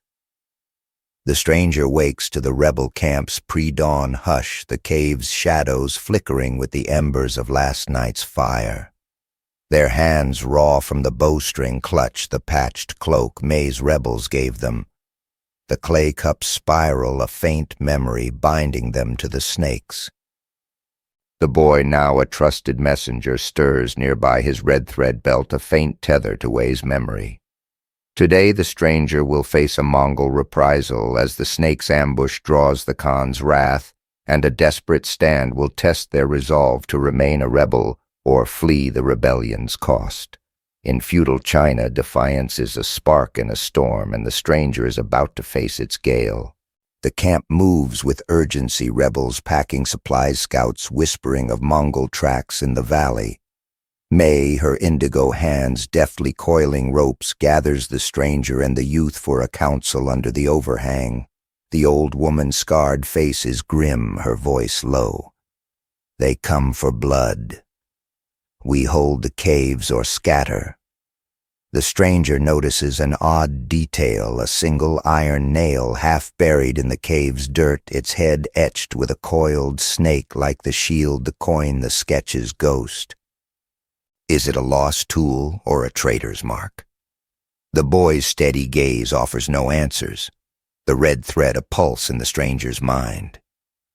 A historical echo resounds in 1279. Mongol reprisals razed rebel strongholds, slaughtering or enslaving those who dared strike supply lines, a brutal tactic to crush resistance.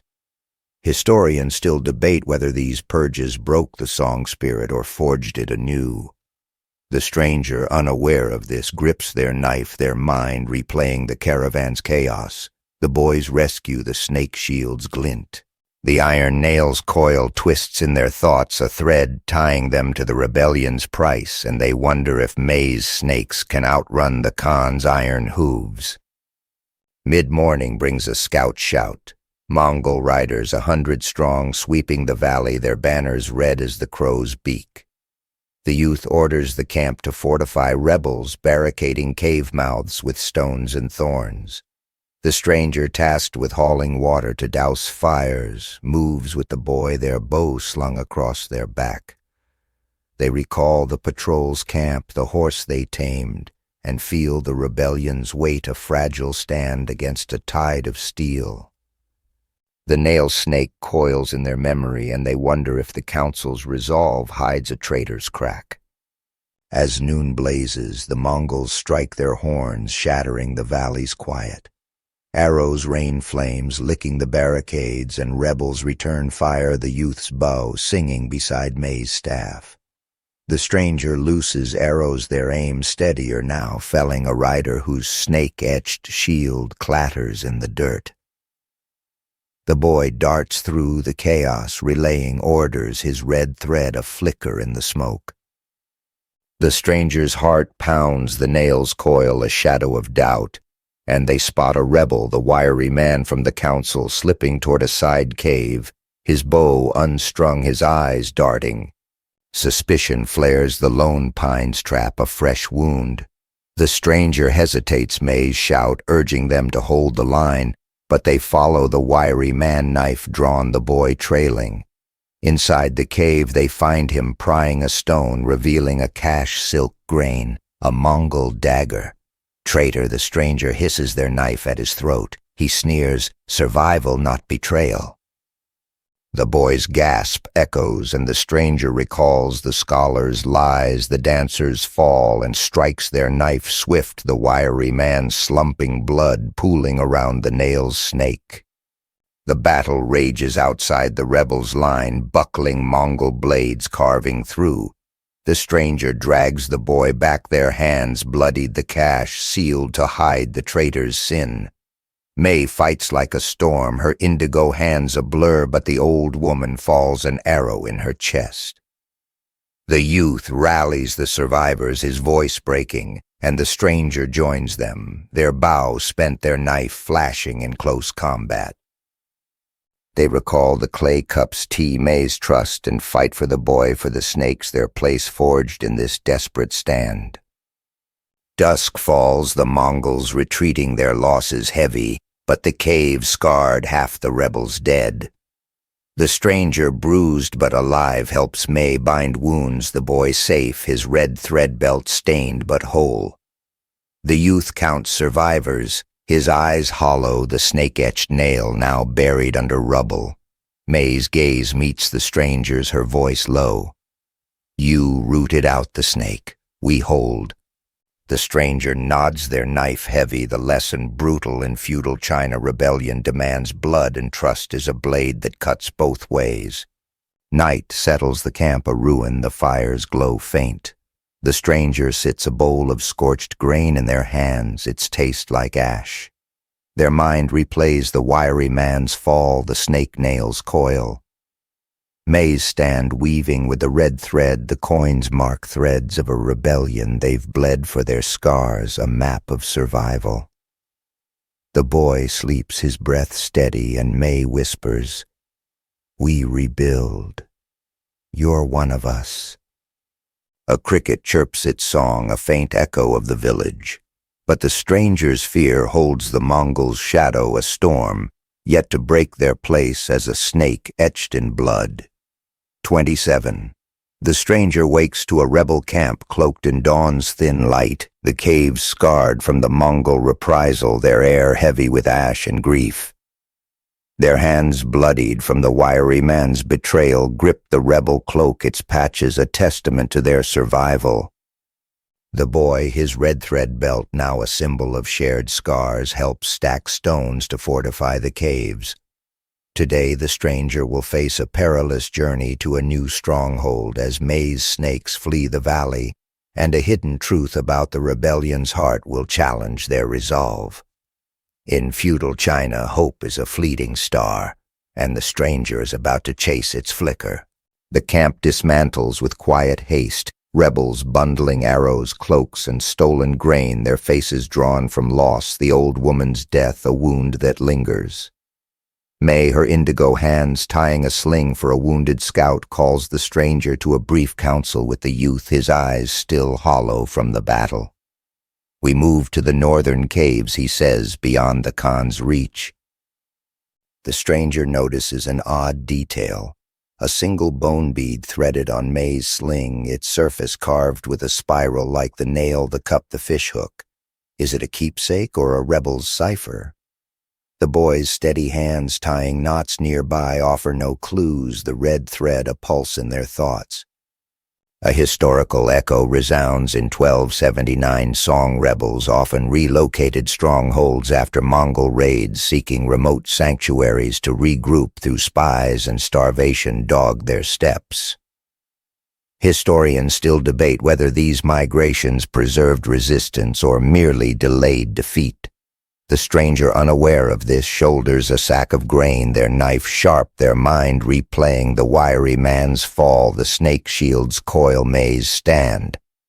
The bone bead spiral glints a thread, tying them to the rebellion's fragile hope, and they wonder if the northern caves hold salvation or another trap. Mid-morning brings departure, the rebels trekking single file through the hills, their steps muffled by frost-kissed moss. The stranger walks with the boy, their bow slung, the youth leading his red thread belt a faint beacon. The path is steep cliffs looming, and the stranger's legs burn their modern instincts, seeking maps, safety useless against this raw flight. They recall the patrol's march, the horse they tamed, and feel the rebellion's pulse, a desperate rhythm binding them to maze snakes. The bead spiral haunts their thoughts, and they notice the youth's hand brushing a hidden pouch, its contents unseen but heavy.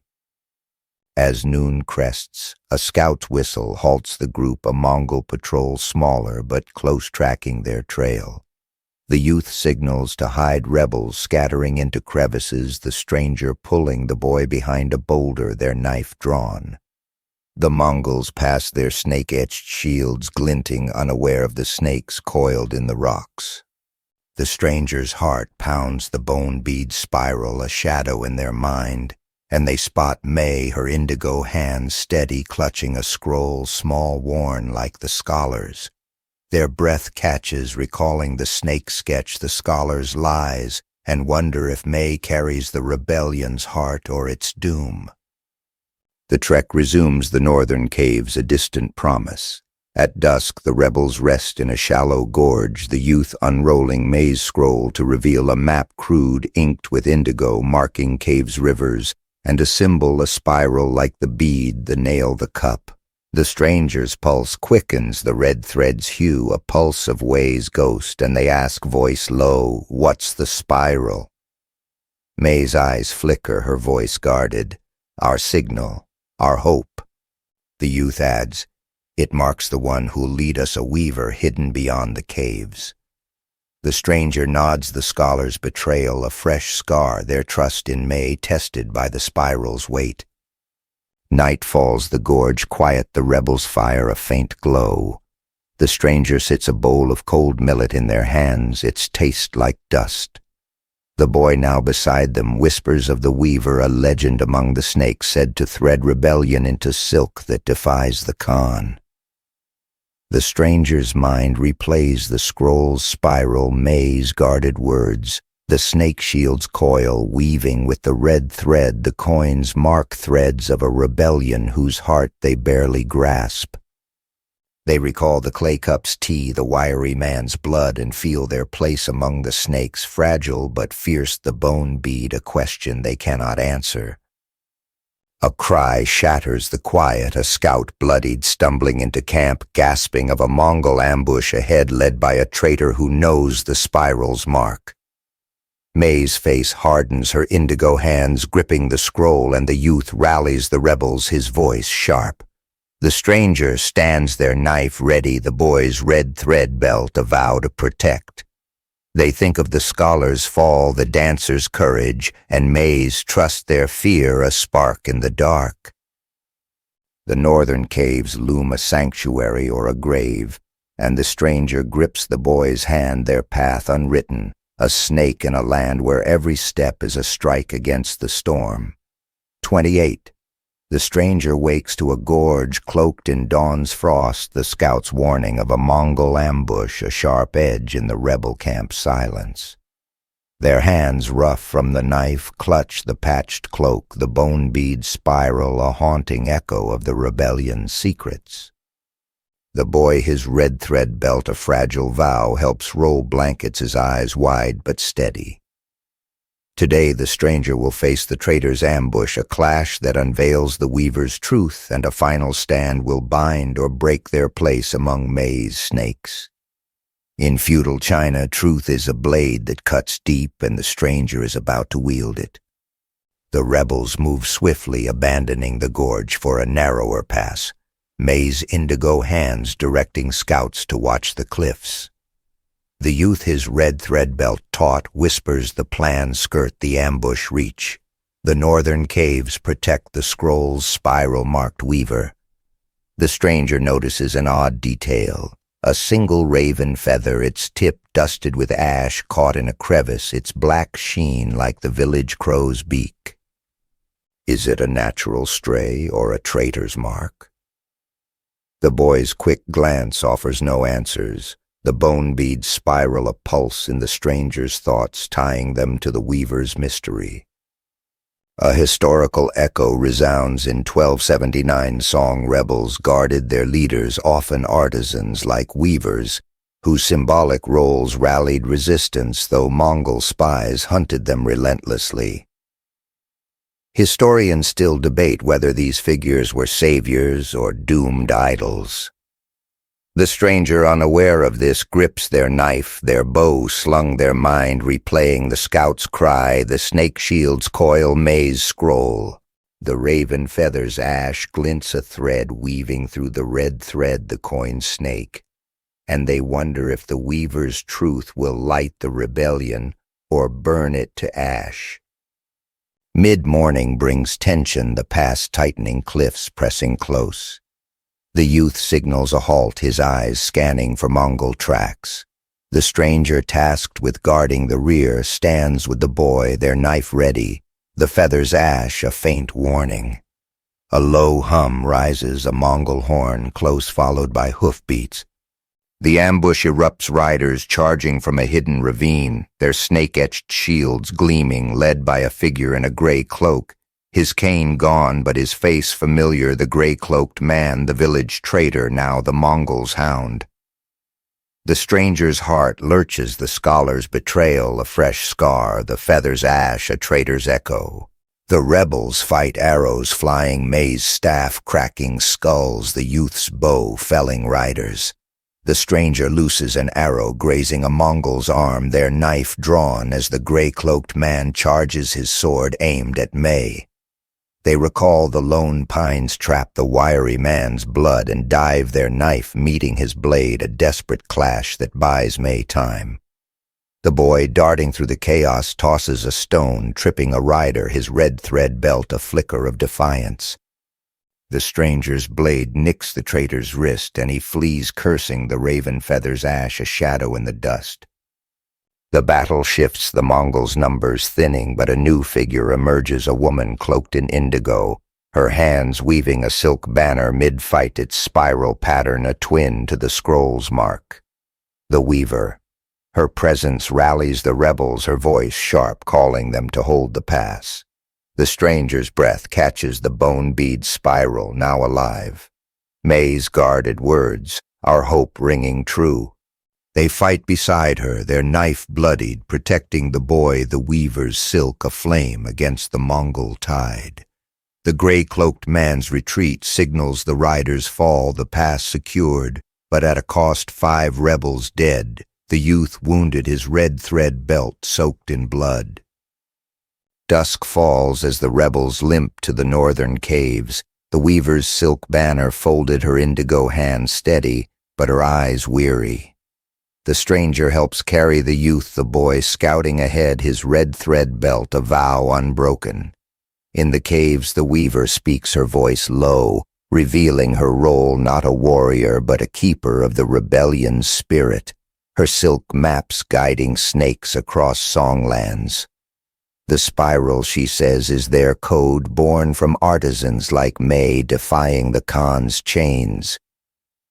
The stranger nods, the raven feather's ash a traitor's ghost. Their trust in May cemented the gray-cloaked man's shadow, a lingering threat.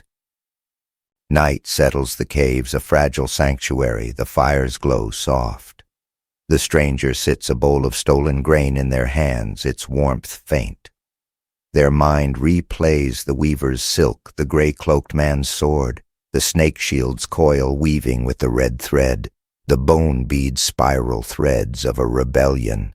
They've bled for their scars, a map of defiance. The boy sleeps, his breath steady, and May, binding the youth's wounds, whispers, "You guarded our heart. Stay a snake." The stranger exhales, their knife heavy, the weaver's truth a spark in the dark, the Mongol's wrath a storm they'll face again. The stars burn above the caves, a shield but not a home. The stranger lies beside the boy.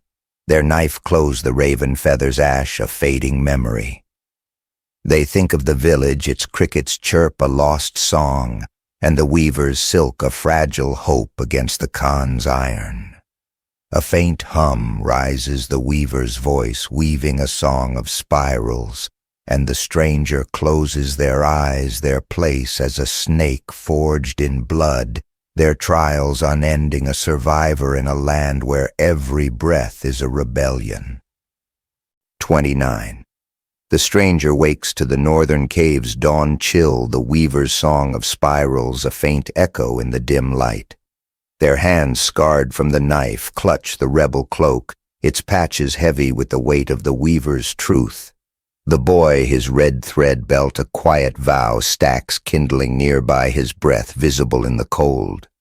Today, the stranger will face a mission to deliver the weaver's silk map, a task that tests their loyalty to May's snakes, and a betrayal's shadow will force a reckoning with their place in the rebellion. In feudal China, every step is a thread in a fraying tapestry, and the stranger's about to weave their own. The cave camp hums with cautious hope, rebels mending wounds and weapons, the weaver's indigo hands folding her silk banner into a small bundle. May calls the stranger to a shadowed alcove, her eyes sharp, and entrusts them with the silk map inked with the spiral marking a rebel rendezvous beyond the hills. "Guard it with your life," she whispers, her indigo fingers brushing the stranger's hand.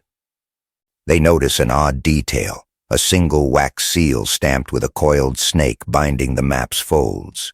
Its design a twin to the nail, the coin the shield.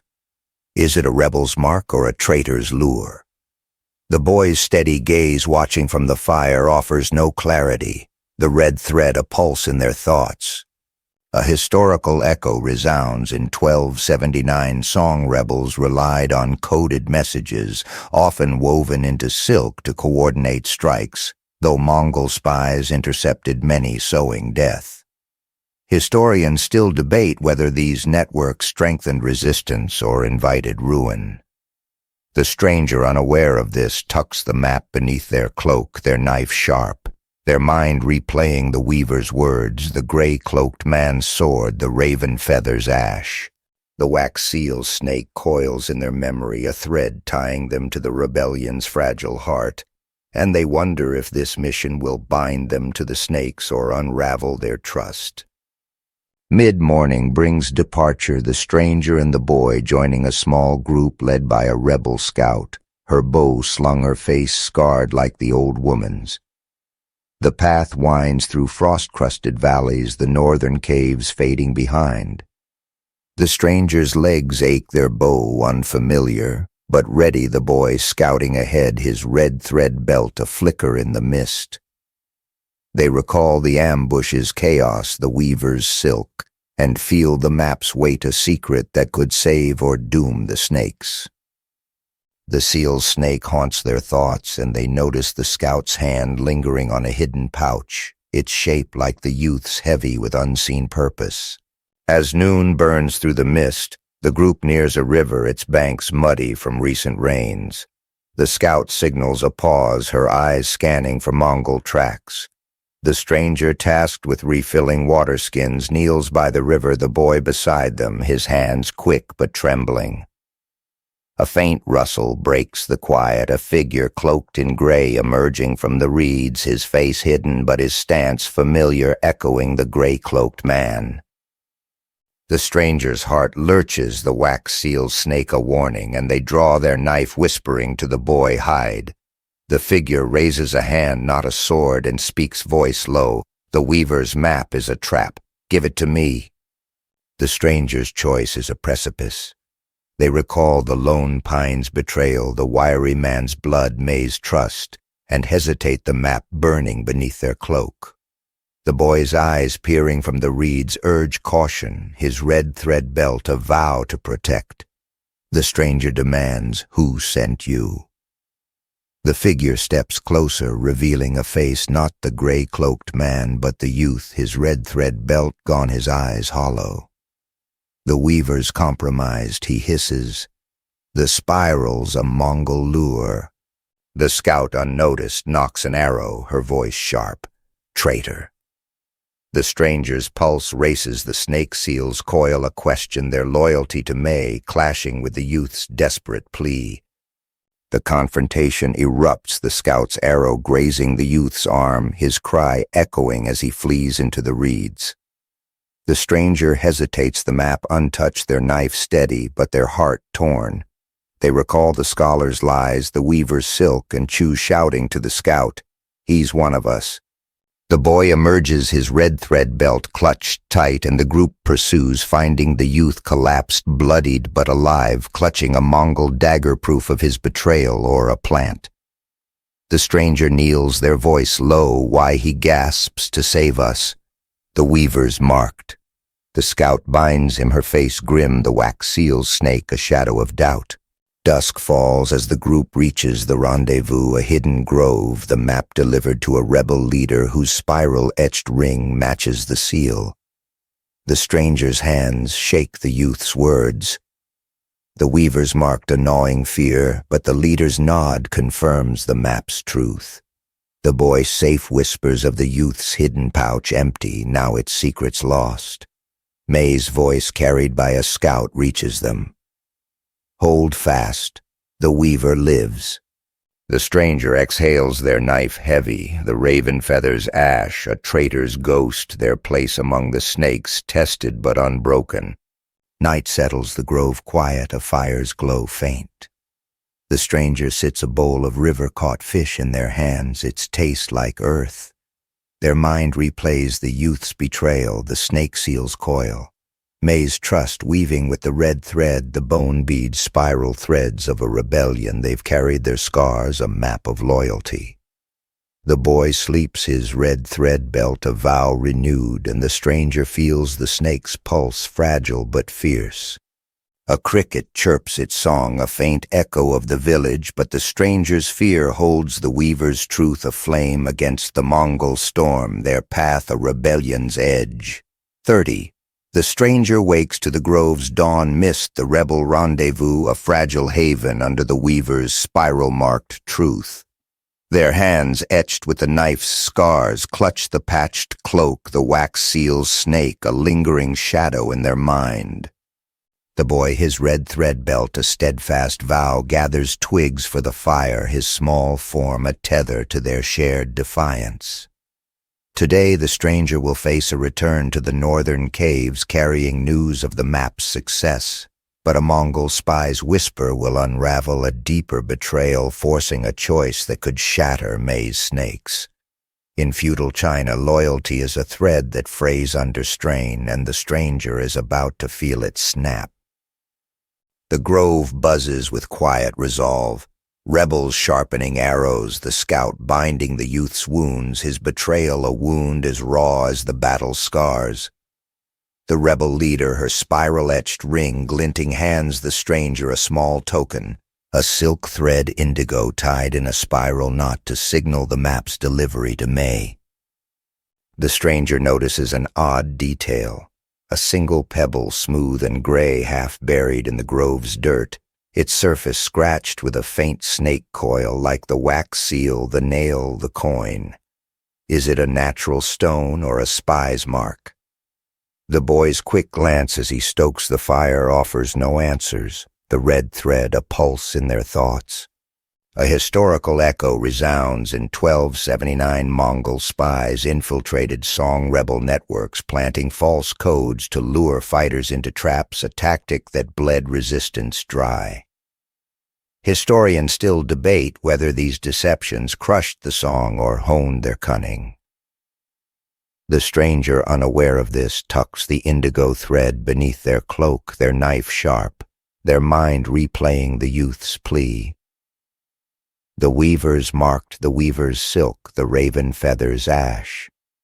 The pebble snake coils in their memory, a thread tying them to the rebellion's fragile trust, and they wonder if the northern caves hold May's hope or a traitor's knife.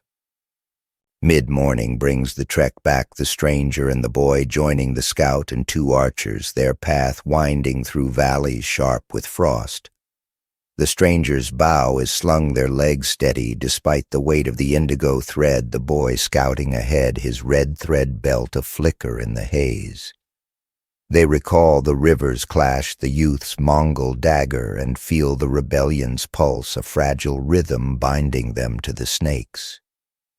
The pebble snake haunts their thoughts, and they notice the scout's eyes darting, her scarred face tense as if sensing a shadow on their trail. As noon crests, a faint rustle breaks the quiet, a rebel runner, breathless, catching the group in a rocky pass. Her voice is low, urgent. The caves are watched. A spy named the Weaver to the Mongols. The stranger's heart lurches, the indigo thread burning the pebble snake, a warning of betrayal. The scout's hand grips her bow, her voice sharp. "Who?" The runner shakes her head, eyes wide. "They say it's one of us, someone close." The stranger recalls the youth's hollow eyes, the gray-cloaked man's sword, and glances at the boy, his red thread belt a vow now tinged with doubt, the snake's coil a question of trust. The group presses on the northern caves, a fading sanctuary. At dusk they reach a ridge overlooking the cave, smoke rising from hidden fires, May's silhouette visible among the rebels. The stranger tasked with delivering the indigo thread descends with the boy, their knife ready, the runner's warning, a weight heavier than the bow. They find May in a shadowed cave, her indigo hands unrolling a new map, her eyes weary but fierce. The stranger offers the thread, their voice low. The map reached the grove, but a spy names the Weaver. May's face hardens, the snake seals coil, a ghost in the stranger's mind, and she whispers, "We're hunted." The betrayal shadow falls. A rebel bursts in, bloodied, gasping, the youth escaped. He's gone to the Mongols. The stranger's breath catches the pebble's snake, now a traitor's mark, the youth's plea to save us, a lie or a desperate truth. May's voice cuts through sharp. Find him, or the Weaver falls. The stranger hesitates, the boy's hand in theirs, recalling the lone pine's trap, the wiry man's blood, May's trust. They choose, nodding their knife a vow, and lead the boy into the night, tracking the youth's trail, the red thread a pulse of loyalty against the snake's betrayal. Midnight brings a clash in a moonlit gully, the youth cornered, his face gaunt, a Mongol rider beside him, snake-etched shield gleaming. The stranger's arrow flies, grazing the rider, their knife drawn as the boy hurls a stone, his red thread belt a spark in the dark. The youth lunges, his dagger flashing, but the stranger's blade is swifter, striking his shoulder, pinning him. The rider flees, the snake shield's coil, a fading threat. The youth gasps, "I meant to warn her," his eyes pleading, but the stranger binds him, their trust in May, a flame that holds the pebble snake, a traitor's grave. Dawn breaks as the stranger returns, the youth bound the boy safe, May's indigo hand steady as she hears the truth. The Weaver, hidden deeper in the caves, lives, her silk map still guiding the snakes. The stranger exhales, their knife heavy, the red thread a vow unbroken, the lesson brutal in feudal China. Betrayal is a shadow that tests every bond. They sit, a bowl of bitter tea in their hands, its taste like ash, their mind weaving the pebble snake, the indigo thread, the Weaver's hope threads of a rebellion they've carried, their scars a map of survival.